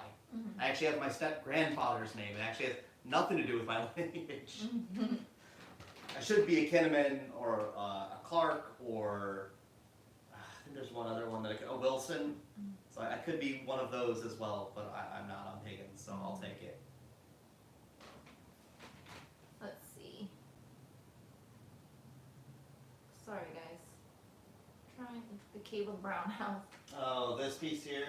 Yeah, I'll have to fix it. It came that way. The mantle was fairly cheap. Yeah. I imagine I will probably just cast it and faux grain blend that into there to fix it. But it is, I don't even know if this mantle's staying here as it is, so it's not a priority. I'm hoping to find photos and actually have the mantles that were here originally rebuilt, so that's the plan at least. Did you decide on a newel post statue? Will it light up? Yeah, it'll be a lamp. Which one did you decide on? The smallest one? I didn't decide at all. I decided I'm going to use all of them. So Well, I mean, like, which one on the post? yeah, no, all of them. Not at once, but I'll have the option. So the way I'm going to build the newel post, guys, is it's going to have a switch and an outlet on the inside, about like 8 or so inches down from the top of the base. Essentially, what will happen is I'll build a cap, a topper that will have a newel post attached to it, and I can attach or make as many bases as I want, and essentially they'll just slide in and stick, and you can plug it in, slide the newel post in, and it sits there. So it's got about 8 inches held on to it, and it'll just be in place with friction. So I'll build the tight, really tight. You probably have to grab a little mallet and knock it back off, like a rubber mallet. But that way, if we move furniture up and down the stairs, I can remove the newel post and it doesn't get damaged. Most of the caps for the square newel posts anyways come off. They're usually held in with like a pin nail here or there. So they were always built to come off anyways. So I'm just doing the same, I'm just adding electricity on the inside. So if I want, a newel post, or one of my newel post lamps, and I'm not feeling it that day, or I want to change it for the seasons, I can. So I can always kind of manipulate it, which I think will be really cool. Power of Positive says, Kim, are you planning on signing up for your upholstery courses yet? So the local community college has what the heck is it called? Not expanded learning. I can't remember exactly what they're called, but they're more like hobby classes. And there's something that kind of like peripherally has to do with upholstery. But the thing is, things like that start in the spring. And I have a lot of trips planned this year for, like a week at a time. So I don't know that I can commit to like signing up for a class with the community college because I might not be here for, a portion of it. And that it seems kind of pointless to me. So I think I'm going to do some YouTubing and stuff. You can learn anything on YouTube, really. So You just have to cross-reference. yeah, for sure. With everything, don't just rely on what one person says. Do more research than that. Read some forums. Yeah. Especially if it's something that is complex. Yeah. Or especially if it's an older skill. 3 people might do it 3 different ways, and all 3 ways might be right. But you want to make sure that you cross-reference and figure out what's best for you and your project. So. Okay, 1834 Restoration House is here. Hey, Kim. Oh, yeah. Hey, y'all. How's it going, How's guys? let's see. Chocolate brown house. They're really on the chocolate today. Y'all need some snacks. Yeah, we are definitely behind. I'm trying, guys. Caleb is long-winded. There are harder questions. Sure. Not harder. They take explanation. If you guys are planning on having kids, you might want to figure out a place for modern fridge. Yeah, it'll be in the basement. No biggie. There'll be a bit of a half kitchen or kitchenette, I suppose is the right term, up on the third floor as well. Yeah. Definitely have to have a fridge big enough to fit a gallon of milk, because I know kids, when they turn 1, they'd be drinking some milk. Depends, I didn't as a kid, so there you go. You're supposed to. I didn't, so there you go. Oh, okay. I'm alright. I came out alright. Heard. No, the original no post was not fitted for electricity because there's no hole in the base. That being said, it could have been. It was a square newel post, and they're always hollow, so it's not completely unreasonable, let's say. And me being such a huge fan of the Titanic, that's my one little part of the house where it's like, okay, it's my house, I can have a little bit of control here. Whereas the rest of the house, it's like, okay, what does the house need? There, I'm like, I've always wanted a grand staircase, like a newel post lamp, so that's my one little bit of flair that I can personally add to it. And again, if I don't want it there for that day, I can just put a cat back on it. So I plan on building things that you could basically set it up however you want, lamp or no lamp. So it seems like every time I mention a dishwasher, I get some flack for wanting a dishwasher, and like. Tell me, let me put it in the basement. No, here's the thing, like, people say, just wash them by hand. I've never had a dishwasher, I just do it. And I mean, like, I'm 33. I've lived on my own without a dishwasher. Everywhere I've lived on my own, I haven't had a dishwasher, and the dishes be piling up. I just know how I am, and I know how you are. Same way. So it's just something that we need. I hate doing dishes. You hate doing dishes? Hey, I'm not saying I won't give it to you. I'm just, I'm just saying, more a question of where. To you folks who keep giving me flack about wanting the dishy, She's I'm a getting the dishwasher. dishy. And y'all ain't changing my mind. Let's see. Okay.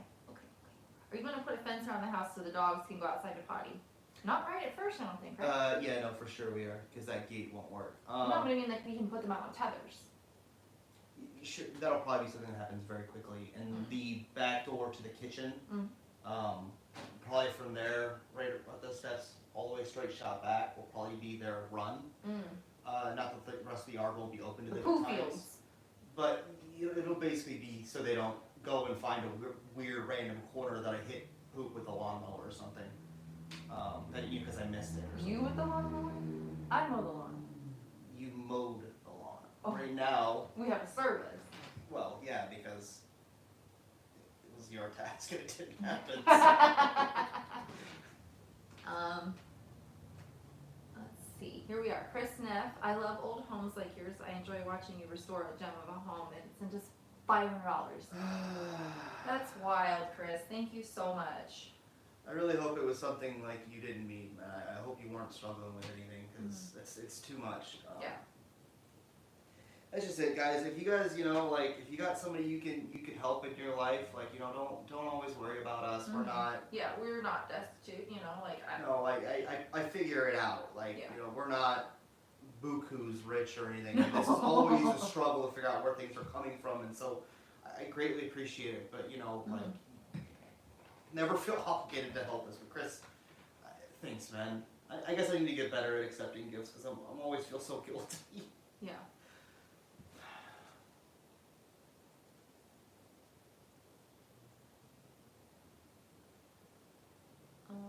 You guys are all so nice, always. T. Manny Martuni says marriage. I mean, before we have kids, that's something that I would. I did find out that Lillian, Mr. Brown's daughter, was actually married in the house. And we know the colors for the wedding too. It was green and white. Oh, I love green. I know you like green. And somehow this article came up. I forgot who found it. Somebody found it and sent it to us. But it was the Lumberman. The magazine was called The Lumberman. That's cute. So it was reported in The Lumberman, which is like the local woodworking community here in St. Louis at the time. Which I thought was pretty cool. You may have already answered this. Do you own the home you currently live in? And if so, do you have plans for it once you move into this home? Yes, I do. The plan for me was always to kind of set it up as a rental property, but it was a rental property kind of like for buddies. Exactly what I'm going to do. It also has a storefront in it as well, which is kind of where a lot of the items we can collect for the house kind of get stored. A lot of the ones that you guys have never seen, they're over there because I have them stored. It's too hard to shoot them there when they're, covered covered. And Yeah, I've definitely Right. talked about that. I think I had like our furniture collection video, and I showed pictures. And a lot of this stuff From that's the here estate now sale. is going to be heading that way because we're starting to sort of box ourselves in a little bit too much here and constrict a bit too much. And of course, a lot of these items were given to us by you guys, and they're precious items to you, and so by default, they have to be precious to me. So I just want to get them out of the dust and preserved and wrapped in plastic or paper or whatever I got to do to make for sure they're maintained until the house is ready to accept these amazing gifts you guys have given us. So some chairs will remain, things like that, because of course when I have guests or something and somebody wants to sit down, it's nice to have seats. But they will definitely be ones that are, at least the fabric on them is a bit more disposable. Because I don't want anything that's here that's perfect the way it is in any kind of danger of being destroyed by the construction around it, let's say. Farmyard Flavor says, will you have children? Yeah, in a couple years. The plan is to for sure. Yeah, I grew up, kind of raising younger brothers and cousins and stuff, so it's a big part of my family. I have a pretty big family, so. Yeah, and I talked about this in one of my live streams, but I think that Caleb will take on the main parenting role. I've done it before, and Yeah. I really enjoy doing it, so Yeah, I like kids. And I'm not as into kids as he is. I like kids. I think I'll really like my own kids, but he is definitely more She's into it than taking me. way more convincing than she's letting on to. Well, here's the thing, okay, when I grew up, my mom was always with us. My mom took us to do a ton of stuff, and my dad, went to work, and he was more hands off, and I don't want it to be like that. I'm here. Yeah, but I don't want it to be, where I'm hands off or anything, and it's, No, I mean, you. and it wouldn't be like that, but I'm just saying, like day to day, more, he will be doing more than You we will. noticed. About the 500. Oh, yeah. And Twisted Fate says, sorry for the loss of your stepdad. I think it's terrific that you and your dad, John, have a best friend relationship now. Yes, you'll hear when me and John talk to each other too. We don't really necessarily talk to each other like father and son. No. I don't really talk to my mom like a mom, though. Yeah, but I think me and John kind of riffed back and forth. And Yeah. you're like, why are you guys fighting? We're like, we're not fighting. What are we talking about? Just how we talk to each other. Baby Buckies. Look, y'all are doing Caleb dirty in this chat. Any shows you're watching from inspiration? Okay, oddly enough, it's not a show, but Red Dead Redemption 2 is actually a pretty good game to get inspiration from. Rockstar did their research. Wild West? Yeah, but they have New Orleans. Oh, okay. Saint Denis, it's a stand-in for New Orleans. Oh, okay. So you walk around that town, it's the Second Empire House, it's French. So all the wallpaper designs and things like that, the way they have settees and the rooms laid out, it's actually fairly helpful. Okay, good for you. I've only seen the Wild West parts of it. Caleb hasn't played a video game in years. Yeah, I mean, I don't have the time Oh, anymore. thank you, Missy. Continuing education is what the classes are called. So yeah, like hobby classes, language. You don't get any credit for it. It's just for fun and to learn. So, let's see. We can see you, but can you see us? How many people are here? I think there's like 300 people here. Like just a big screen of. Yeah, we're trying to go through consistently, but it's hard, guys. We have declared ourselves brownies. Smash that like button. Oh, I think the Blues are playing right now. Goal, Brandon Sod, good. Justin early up. I was like, that name sounds familiar. That I thought was Justin. So, get ready to fight someone for that dishwasher. And I'm the one to do it. Let's see. I'm gonna start wearing gloves doing dishes. I've tried that, and my hands in the final dishwashing gloves, they get all like clammy and sweaty and all that. I'd rather just them get wet. Well, that's kind of the thing with me and Plaster, but where do they dry my hands up with Plaster? You hate putting the dishes away? I love putting the dishes away. No, I don't really mind it. Let's see. Isn't the newel post too tall? Yeah, I'm gonna cut it down, which shouldn't be a problem. Second, is the third floor bathroom going to really change the character of the house? Uber Minch says. No, because the third floor itself is fairly plain, I'd say, in comparative at least to the rest of the house. It would definitely be a nicer trim level for other houses, but for here it is definitely the spot where the most changes will happen. I do have to cut a bedroom in half to do that up there. It doesn't affect any of the wood trim because I'm just gonna work around it. Again, even the trim that's up there, I'd rather fix something on the second floor and steal from up there than lose out down here. So things are a little bit more fluid up there, and things will be a wee bit more modern up there. Like in our bedroom, that's probably the only TV in the house will be the bedroom. I mean, it shouldn't be too bad. All the plumbing, I've already talked to the guys, it's all basically gonna be in one corner. The other bathroom kind of meets in that same area as well, so it's just about extending a pipe further up to it. So it'll work out. It'll be, and anything that has to be dropped or repaired, as far as like the ceilings go, will actually be done through the floor up above as well. They'd rather cut in the floors than cut into the ceilings. However, right where that bathroom is in Mr. Brown's room, which is actually directly above us here. And the ceiling in that area already has huge patches of drywall. It already has a lot of plaster that's failing and falling where you can get your hand up between the lath and the plaster. So it already is coming down. And luckily none of those rooms have any crown molding, or lucky in this instance. So it should be a fairly easy thing to repair. I will repair that with plaster, but it's kind of a happy accident that that room has a pretty messed up ceiling, because it allows us to get in and do that plumbing without an issue. And again, because I'm learning how to plaster all this stuff, it shouldn't be too terribly difficult to repair. So it should not change the character anywhat on the second floor, only on the third floor.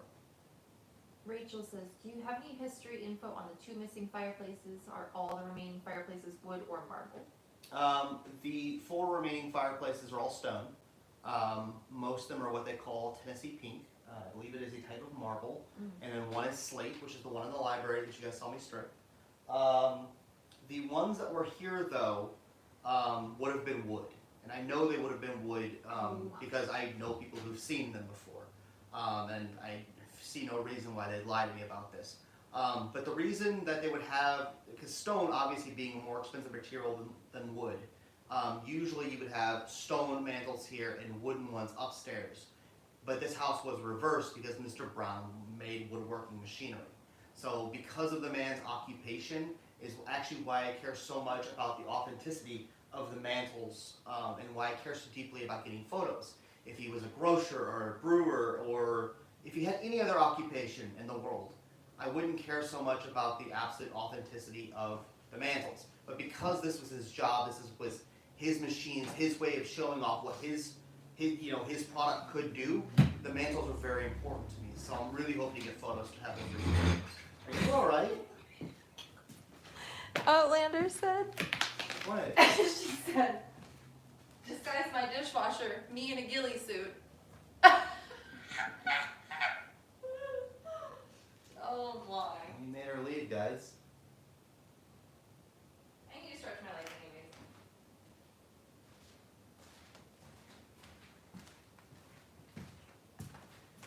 Oh. Did it Oh, yeah. did it scroll all the way down on you? No. Okay. Higher 1890s made. No. That being said, especially for the 2 guest rooms and maybe the parlors, I'm hoping to be able to keep up with the cleaning myself. But if we can't, we might. And that might be what the rooms cost, just to help us. Like, because if you come and stay, we have to obviously wash the bed sheets and everything like that. So No, it'll be we're something gonna be like that. like a nasty hotel and me washing. No, we won't be. No, I I always anticipate get that scared it's- going into a hotel. I'm like, let me check these sheets. Let Will me you get a rooster? No, Caleb and we were just having a moment earlier because I said I want a goat, and he was like, "There's not enough room out there for a goat," and I was like, "I think that there is, but I don't think it's legal. yeah, you can have chickens in the city, but that's it. But I don't like chickens. No, I don't like chickens. I think they're gross. Well, yeah. Well, even here they're talking about like sinks. Like the sink we're gonna have too is a fairly basic sink. It'll probably be a copper sink. But not one of like the weird hammered ones because those look funny. Will you ever restore another house after this one? I hope that with these skills I gather that I can just continually help my neighbors restore theirs. And hopefully, because I mean, if I have the YouTube audience, you guys watch me, right? Well, that helps take care of my basic needs as far as funding is concerned. and then I can just go and give it to my neighbors for free. I can go and help them put something back together, film it for you guys to watch because it's cool to learn these things, right? And they get something that they couldn't have afforded for free, and I think that's a wonderful way to go about doing this. And I think that'd be really cool to just help house by house put the neighborhood back together, at least the exteriors. Penny said, you touch the food to eat it so you can touch it to clean it. Ha ha ha. I am not squeaked out by like plates and stuff because I've been a server for, sheesh, like 8 years. So I'm used to touching people's, icky plates, silverware and stuff. And like, you try to be careful, but sometimes people are just gooping all over the plate. So you don't really have anything to do but touch their goop. Water. So, Actually, I gotta check that plaster. Hold on real quick, guys. I'll be back. I mean, I can hold it down. But yeah, so I'm not squeaked out by that. I just wash my hands. So I'm not squeaked out by that. And it hurts my back to do the, I just hate doing dishes. Let's see. What is the last name of the, this thing keeps going. Let's see.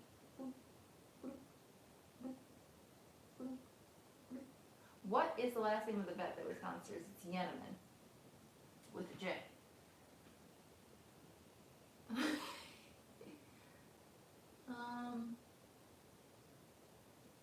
Veronica, I've missed I think that you said something about cooking for us, and I had a joke. You're just gonna cook us a beaver or a squirrel or something.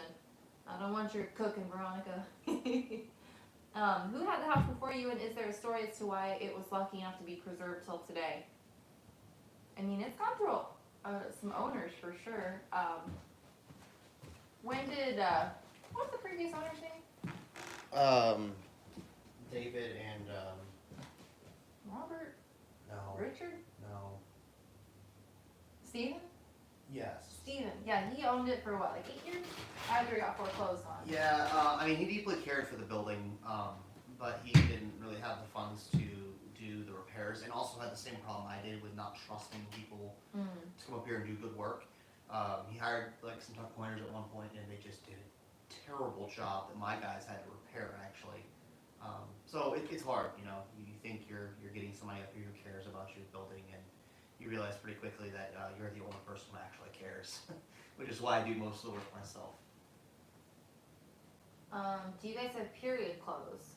No, not currently. I'm sure that we will. Somebody sent us a nightgown, like one of those old sleeping shirts that come down below your knees. Like a men's or a ladies? Yeah, with like, the cap, like a... So a men's nightie? Yeah. Ooh. I was looking at them like, that'd actually be kind of awesome. I kind of want that now, No, I do plan on getting some period clothes for sure. I'm just trying to figure out what Mr. Brown would have worn, because it obviously wouldn't have been a giant top hat thing, but it also wouldn't have been the workers, like cappy sort of thing, like newsy looking thing either. So I had to figure out what the in-between of that actually looks like. So I haven't dove into it as much as I have with other aspects of the home quite yet. The way I was, and you said we missed your question. Is there some way to get them working cheaper? Do you mind elaborating? I think they're talking about the fireplaces. Yeah. I mean, potentially, but again, they're not really. No, I think they're talking about their house. Can you like re-put your question like in full? Sorry. Yeah, see, this just keeps jumping as I'm trying to scroll. It jumps to the bottom, so I miss things unfortunately. It's not the easiest. See, it just did it again. It just did it again. I'm literally not touching it, and it just goes bang. Just trying to tell you, keep up. You're the one. We're almost at the bottom though. We're almost caught up. I love that music box Christmas tree. Thank you for showing that during that tour. Yeah, that was really cool. I actually found one that was for sale on eBay that had more of the discs. There's discs that you can put in there that will play different Christmas songs from 1890 or 1880, I think actually. I think they wanted $4,000 for it.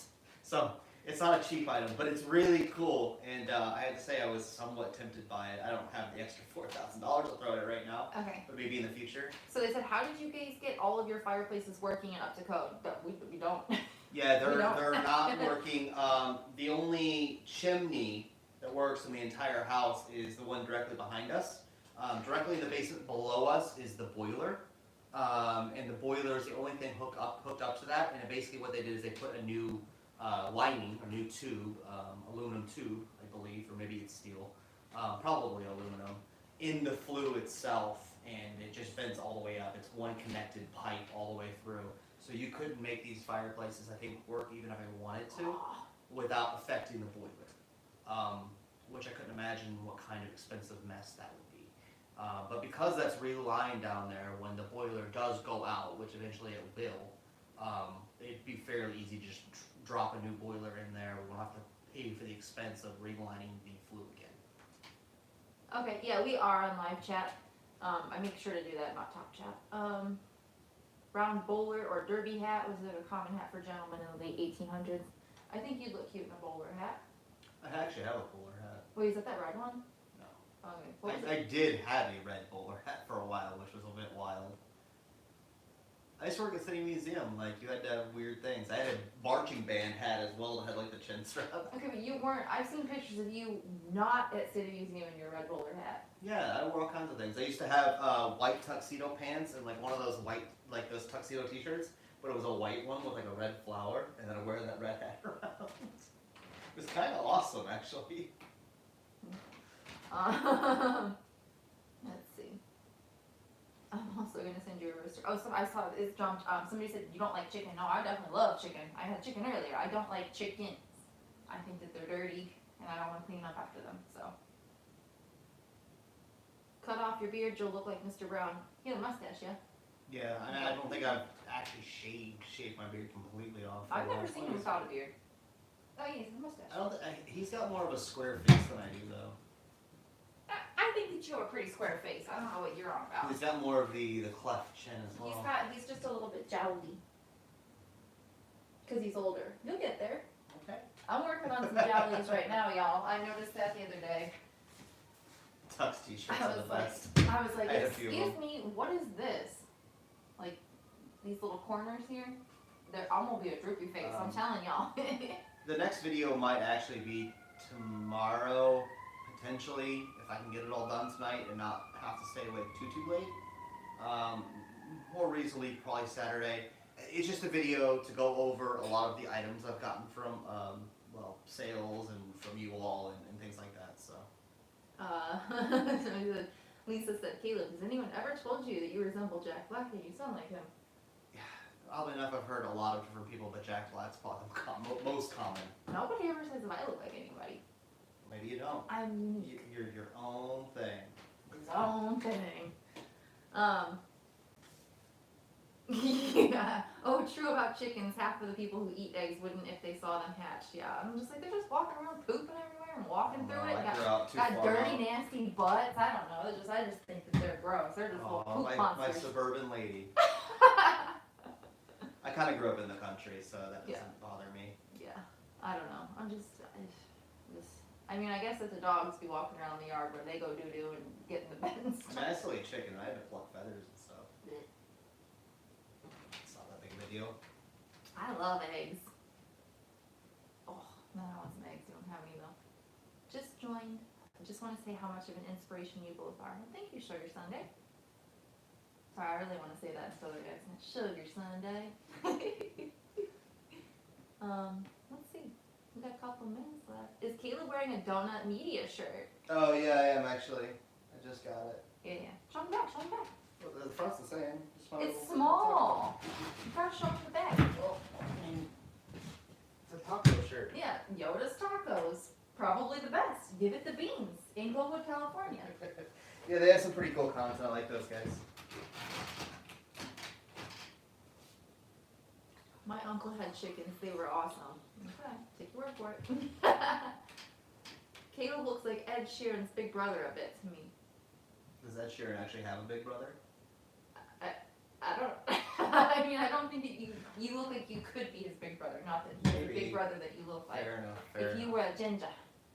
You had to need a little. Well, I got a decent amount of red in my beard, just not quite that much. Mm. The taco. The doctor owner's name was Yenneman. Jennemann. Yeah, Dr. Joseph. Dr. Yeoman. Joseph Joseph T. Yeoman, I believe. Joseph Yenneman. I have chickens and I love them. They're actually not dirty. They do dust baths, which is appropriate for them, like chinchillas. Okay, well that doesn't sound so bad. I've just seen like TikToks, you know, where people have like ducks and chickens running around and like their butt area is just nasty looking. So, Michelle, hi from Georgia. Love what you, I'm assuming, do. Look, Georgia. I was just there. I stayed in Macon on what, Saturday night? No, it was Friday night. I stayed in, outside of Nashville on, Saturday night, what? No. Oh, okay, but yeah, the hotel in Franklin, not good, not good. If y'all need some recommendations about hotels to avoid in Franklin, Tennessee, please send me an email. 'Cause it was, She's got one. okay, I have one, but like, I mean, it wouldn't have been that bad if it wasn't $130. Like, if it was like an $80 room, it would have been okay, but for $130, it would have been not okay. Although I did get a waffle the next morning, that was nice. Do y'all follow IndyCar or other racing? No, but I do like watching some overland stuff, and I kind of like to, I don't know, like I like the desert, I like the mountains, so I like, you know, getting kind of off the beaten path, so things like that. LOL, don't look at their butt. Just look at her butt. Oh, me? The chickens. Yeah, the fair chickens. enough. Yes, don't do that. Oh, TikTok is toxic. You know, so there's a lot of stuff on there that's not good, but like, it's, you know, based on like what you like when you start out, you know, you like things, you scroll past things that you don't, and then, you know, the algorithm gives you things that you like. So like, literally, my TikTok is like dogs and like babies and like, Customer service stuff. yeah, like people telling like stories. I have no idea about TikTok. Yeah, he It's doesn't use not it, but, my like, thing. I don't know, any of like the weirdness or like, you know, the people being like, hey girl, like that's not on mine, so. I don't even know what you're talking about. So. Like It's- people just post them and try to get people, you know, to follow them because they're good looking, you know, like anything else. So. TikTok is like one of those reminders that, oh, Caleb, you're getting old. Because I don't understand it. I don't understand the youth anymore. I have no idea. My mom uses TikTok. TikTok's, or St. Louis, how warm is it in St. Louis?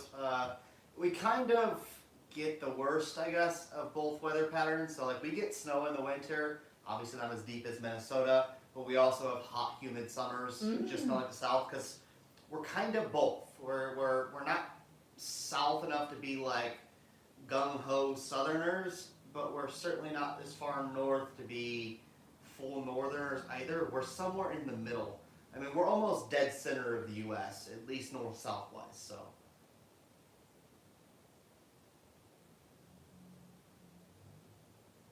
How do you filter out animal kills TikTok? I've never seen anything like that. Which TV station for the interview? I'll look for it. It was what, KMOV? Yeah, KMOV. KMOV. How old are you guys? I am 33. And I'm 31, but my birthday's in March, so I'll be 32. And I just had my half birthday, so. Oh. Oh yeah, the Hamburg is, I think, the one I was looking at as far as hats were concerned. What? Okay. Hamburg hat? Yeah. Okay, let me Google that. The one he has in his photo is actually something similar. He's not wearing a hat. No, in the main the photo on the postcard. I'm Googling it. 1896 photo. How many rooms? What? Why is that funny? I just Hamburg hat. Oh, that's not. I don't know what that is. Let me show y'all what these popped up for in shopping when I typed in Hamburg hat. Oh, sorry guys. Yeah, Midwest for sure. What are those?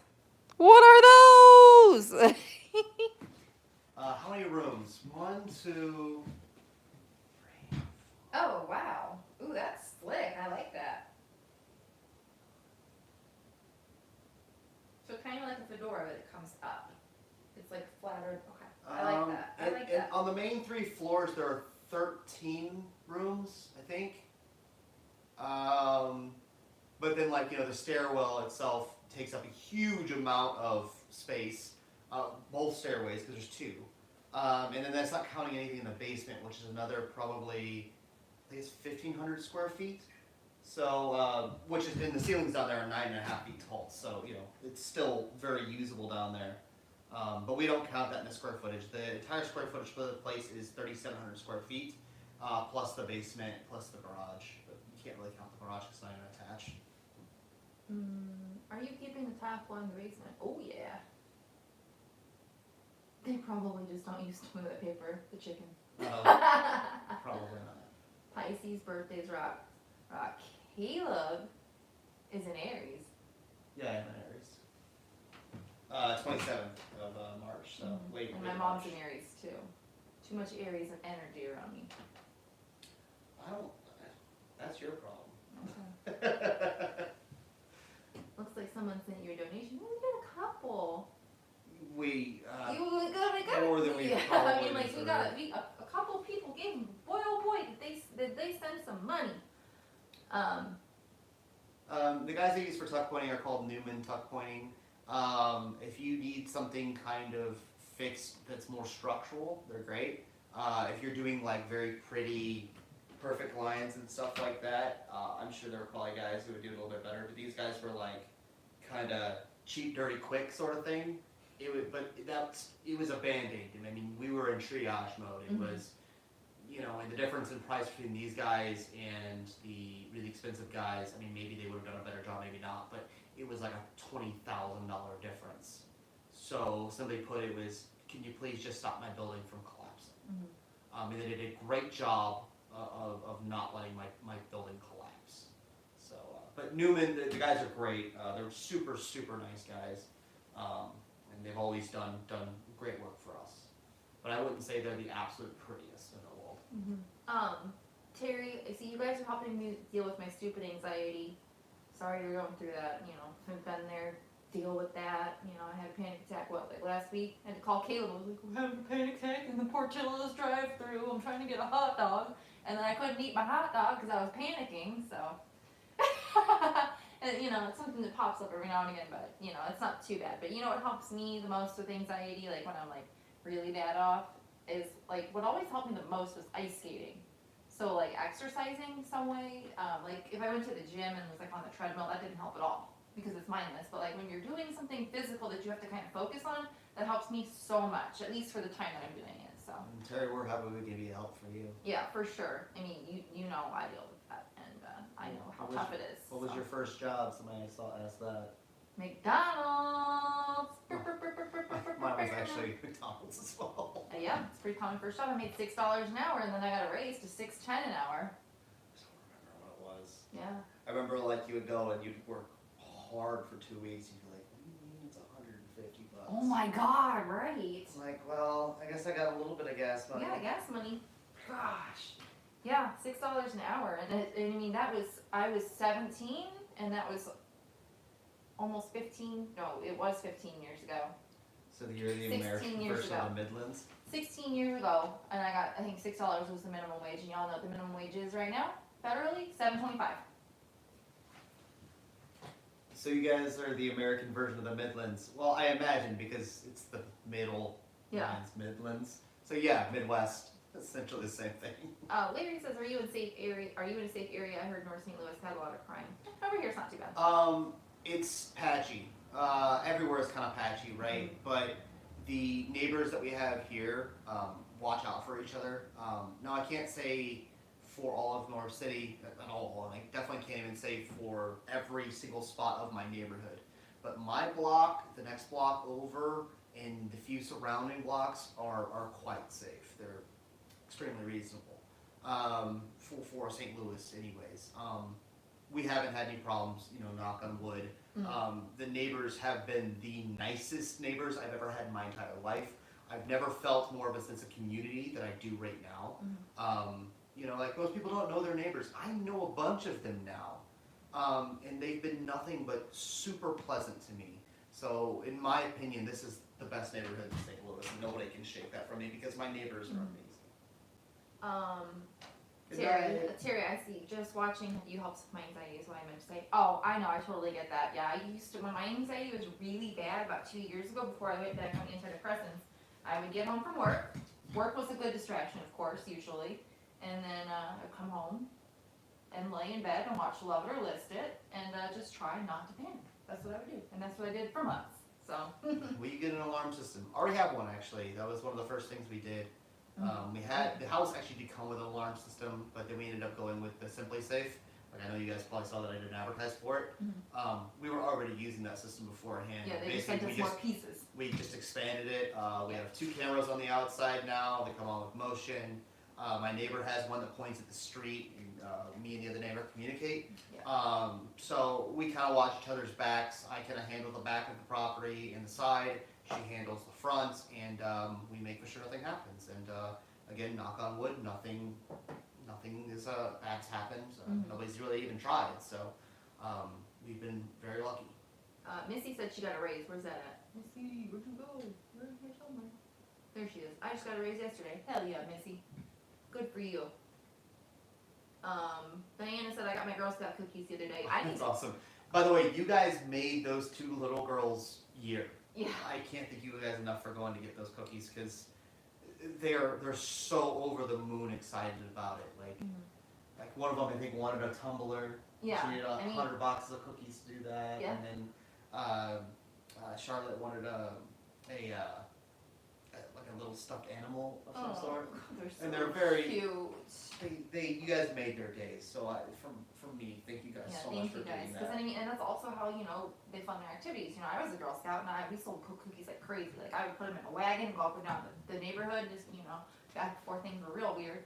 And you weren't allowed to go do that kind of stuff because there were weirdos out there. But yeah, I would do that, and that's how we funded our trips. And like when I was a kid, we would go camping. One time we went to SeaWorld San Diego. We took a train down there, the Amtrak, to SeaWorld San Diego. And stayed the night there, I think in wild Arctic, so we slept by beluga whales, and not manatees because those are warm water. What other? Walruses, and penguins and stuff. I'm like, how cool is that? And that's what when you buy Girl Scout cookies, that's what you're funding. They're awesome trips, and they're awesome activities and stuff. So, Sylvia says, did you guys go to school in STL? Yeah, we both went out in suburbs. So I went to. I wasn't in the suburbs. Caleb's from the country, I'm from the suburbs, so yeah, I went to Francis Hall Central. Yeah, I grew up about 50 minutes out. 50, not 15, you kind of Yeah, 50. You sound a little jumbled there. Yeah, my grandpa had 30 acres. He had a pond, and so we'd go up there and paintball and hang out and do country folk things, I suppose. Angela said, have either of you been recognized while out in public? I've been recognized at my job about 3 times, yes. And one time I was incredibly awkward. I was hosting and I was seating somebody, and he was like, hey, I think I watched you on YouTube, and I was like, yeah, that's me. And I just walked away because that's just me. I guess it depends on what's public. Some people have come to the house, and obviously they recognize me here.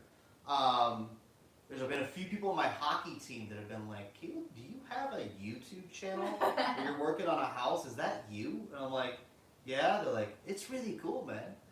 So it's been that, and then I've done historic tours. And yeah, it's the right context, so people know me because that's that guy that's working on the house up north. Mm-hmm. So in those contexts, yes, it's just a complete stranger in a random location. Mm-hmm. Not so much, no.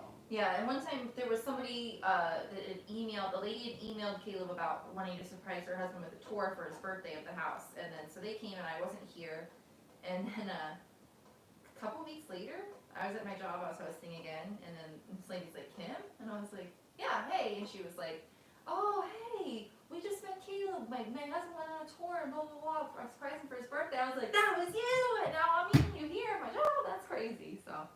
Somebody's comment got blocked because they were talking about a dumb waiter. That they're It's insulting me. somebody. I am a dumb waiter. Let's see. We got to go on fun trips with some of the money. Yeah, Girl Scout cookies are awesome. Definitely, I mean, they've definitely gone up in price since I was a kid. I think they used to be $3, now they're like 5.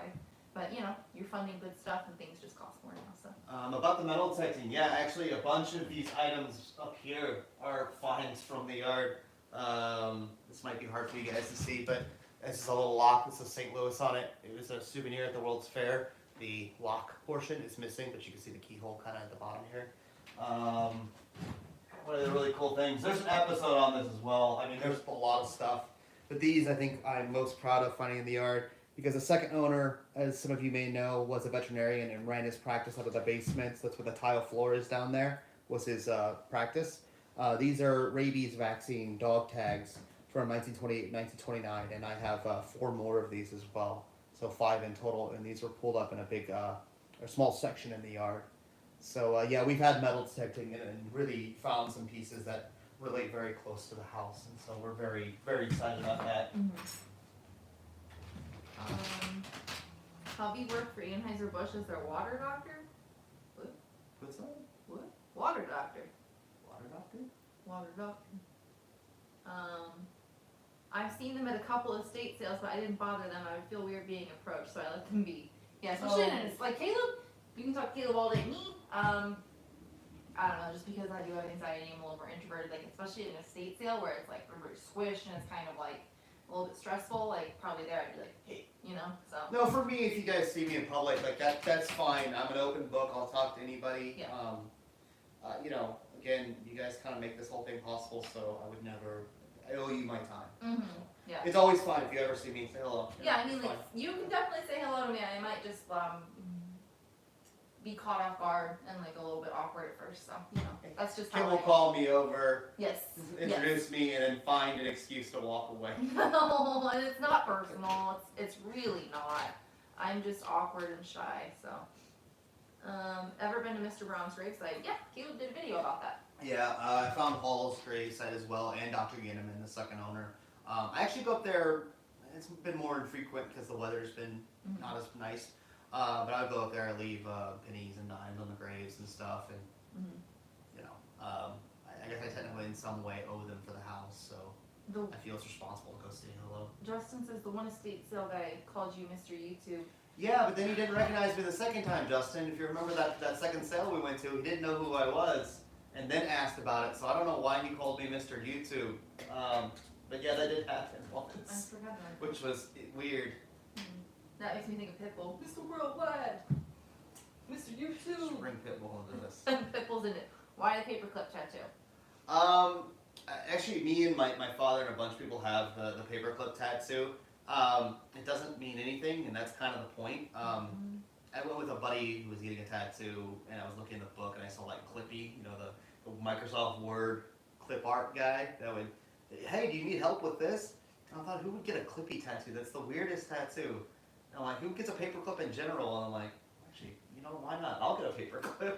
Because who else? I didn't think anybody else would really be getting them.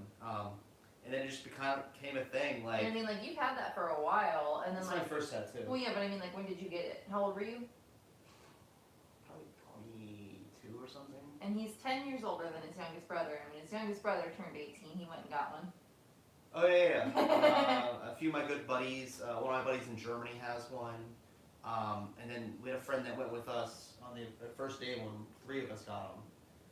And his group of friends, that I don't even know, have them as well. So it was like 2 splits of them, and it was just because it was kind of funny and weird, you know? I will not be getting one. I do not have any tattoos. I'm scared to put something I might regret on me, you know? Although I would get Otis. I would get a tattoo I'm from of Otis. Brasilia. That's a really interesting city with some really interesting architecture. I've actually been wanting to visit that one because it's just, it's like a planned city, Brasilia. What are you going to do with the dark shellac window trim behind you? Just re-shellac it? It really just needs to be cleaned more than anything. Yeah. But that'll be denatured alcohol with some, a little bit of very fine steel wool. Just to clean it up, take it down, even out the color of it. And if I do end up taking too much shellac, then I will probably have to, well, this being cherry, it should stay fairly dark. It'll be a bit more red than it is right now. But as soon as it's, I'm sorry, whatever. My little basset hound. But if I do take too much off, then I probably will have to tint some shellac and put it back up. Yeah. Not too difficult. Yeah. Oh my god, I love these. Little baby basset. Anyways. Is the house a haunted place? Not so far. Clippy is the first meme. Clippy is definitely the first meme. Should the fireplace match the wood on the windows? My OCD says, yeah, it definitely. Well, actually, the windows will probably come down in color to get closer to that, this, yeah. and I still will probably take this a bit darker. But again, I really hope to find the photos of the original mantles. I'm just hoping this is a placeholder. It isn't here permanently, and I find it another wonderful, beautiful home who will love and respect and take care of it. I really like the mantle, but it's not my mantle. It's not Mr. Brown's mantle, and it bugs me that I don't know what that looks like. So I'm really hoping that someday we get to that point where I know actually what it looks like. Okay, let's see. Penny says, I don't think it has a reason to be haunted. I mean, I think the house definitely has some reasons to be haunted. Like, an infant passed away here. Their young adult son died of typhoid I actually fever. think he died at Hall's house. Really? It's Oh, that's both right, like that's us. right, you said that, because, But both the They were out of veterinarian town. and his wife both passed yeah, there. both the Youngmans passed away There's a preacher who died here. there. Really? Yeah, old age. I mean, just old age. I mean, but Mm. I don't think anybody here lived a bad life or died a bad death necessarily. Yeah. Like, there was no murders. I here wonder that what I'm maybe aware of, Warren but passed away. Maybe just failure to thrive. 1890. I mean, who knows? Yeah.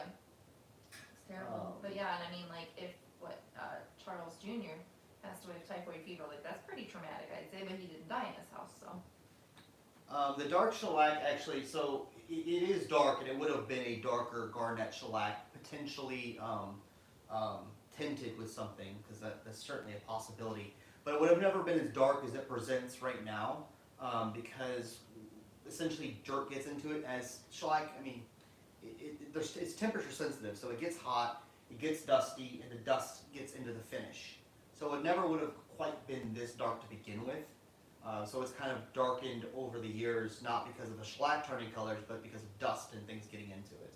It's also why it's splotchy, or some of it's very heavily alligatored. So I'm getting it back, so trying to. Okay, Jake is back. Jake said, "Hi, Kim and Caleb, I am back. Just went swimming at the lake and had a mince and cheese pie. Is it like a Hot Pocket?" Well, in New Zealand, right? Yeah. Yeah, they're all about the pie.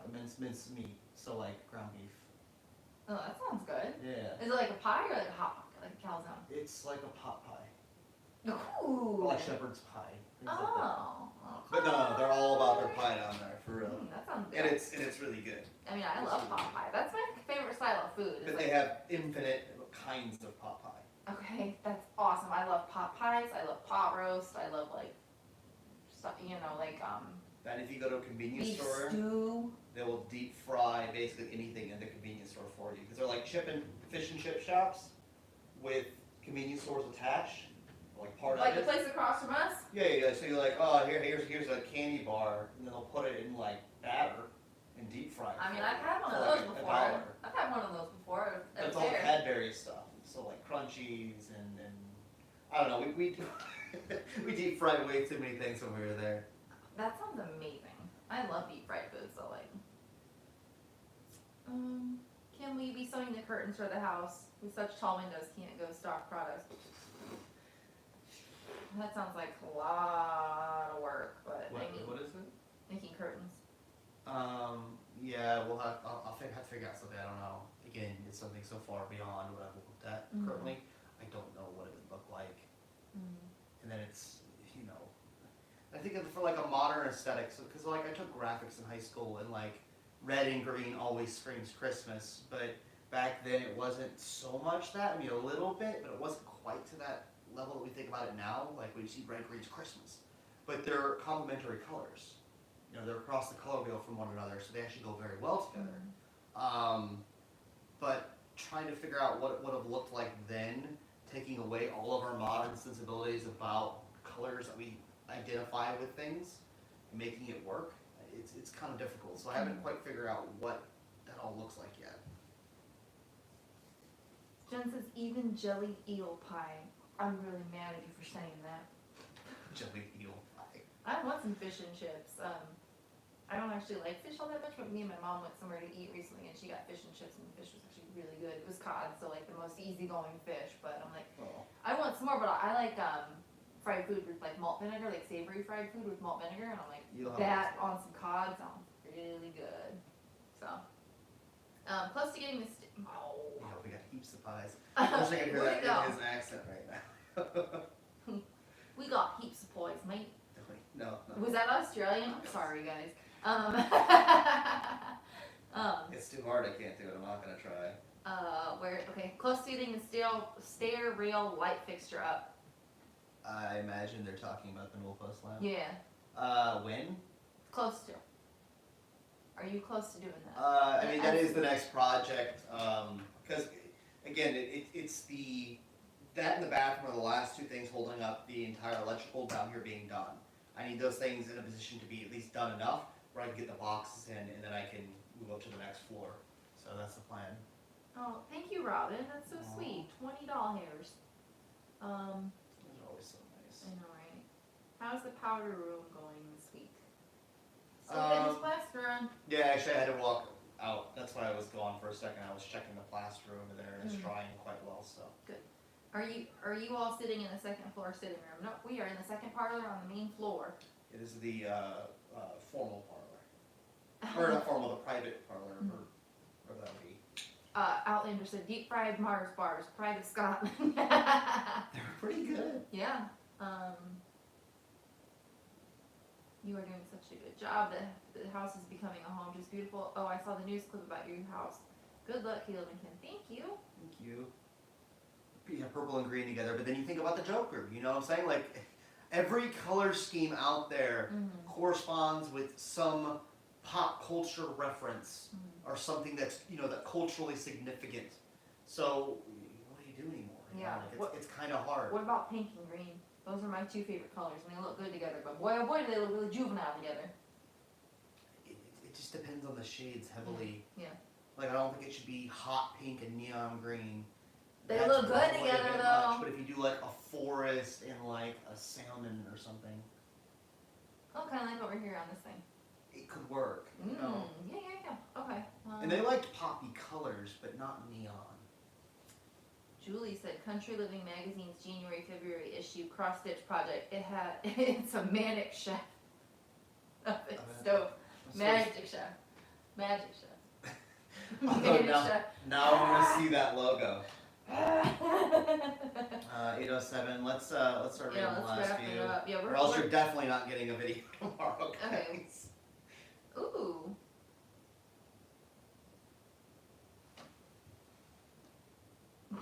Night, Kim and Kim.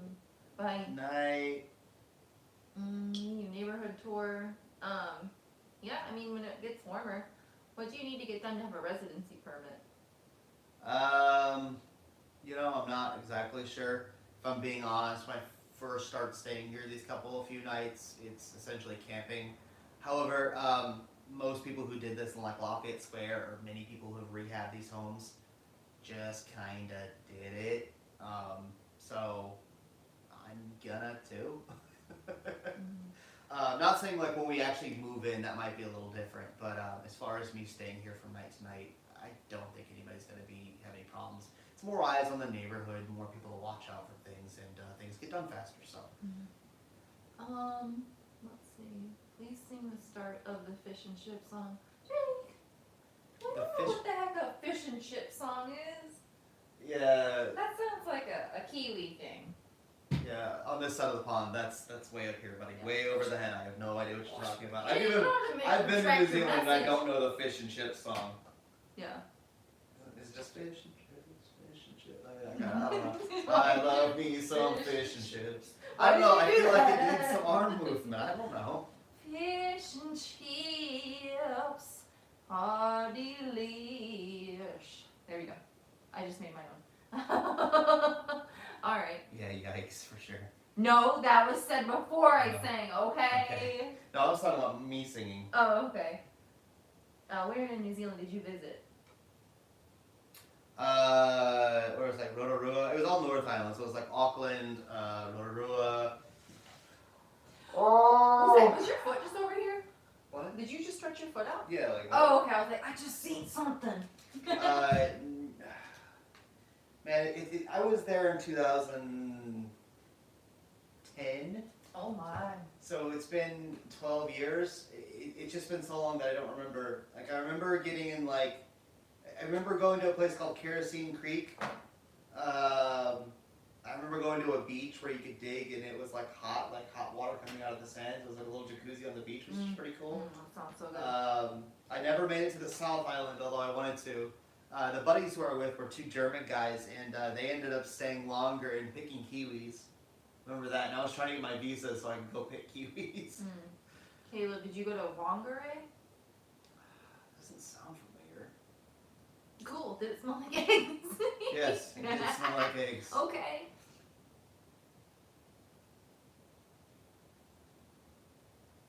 What? Caleb, that's called Hot Water Beach. It's amazing. Oh, Hot Water Beach, yeah. So Hot Water Beach and Kerosene Creek. Alright. And I met ridiculously kind people. New Zealand is one of the, as far as humans are concerned, one of the nicest bunch of people you'll ever meet. Like, they're just were out of their way wonderful to me and my friends. I can't recommend the country enough. It's really, really amazing. And on that island, you don't have the same problems you do in Australia. You don't have like any of the dangerous animals or anything like that.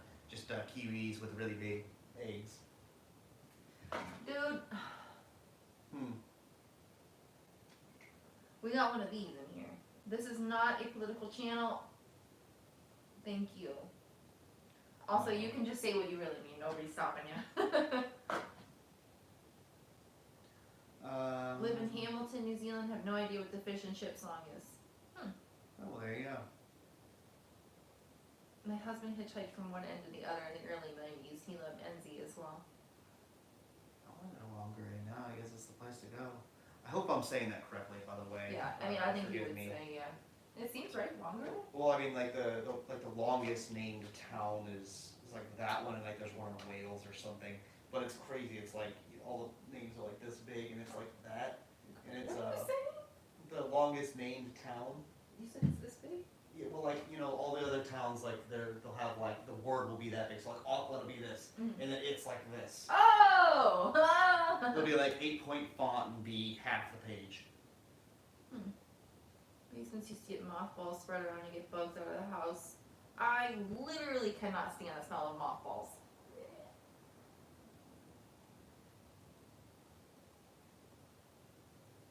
Any specific pieces of furniture you would want to obtain once you're furnishing the house? Well, actually, like this table here, the Eastlake marble table. I know I need more of these in tables. Super specific pieces. I really want to find a really amazing pier mirror or hall tree for the front, so where the plaster kind of cove is. I think it has to be something amazing, because with the newel post lamp and like the half gas, half electric chandelier that goes there, I think it really needs to be something that mimics those items, that is the quality of those two items. So it ought to be something fairly impressive. What? This is the name of the longest named Yeah, town in see, New that's Zealand. Hang on, I thought you were talking about Whangarei, and I was like, Whangarei doesn't sound very long. No. And then he That's typed it out, and I was like, whoa! Hang on.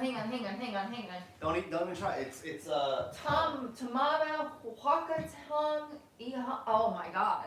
yeah. Alright, y'all. I think we should wrap it up. Yeah. We're getting wild over here. So thank you to everybody who sent a donation. That's so nice, not necessary. And we appreciate it. Oh yeah. Show the picture of Brown real quick. Real for Penny. quick.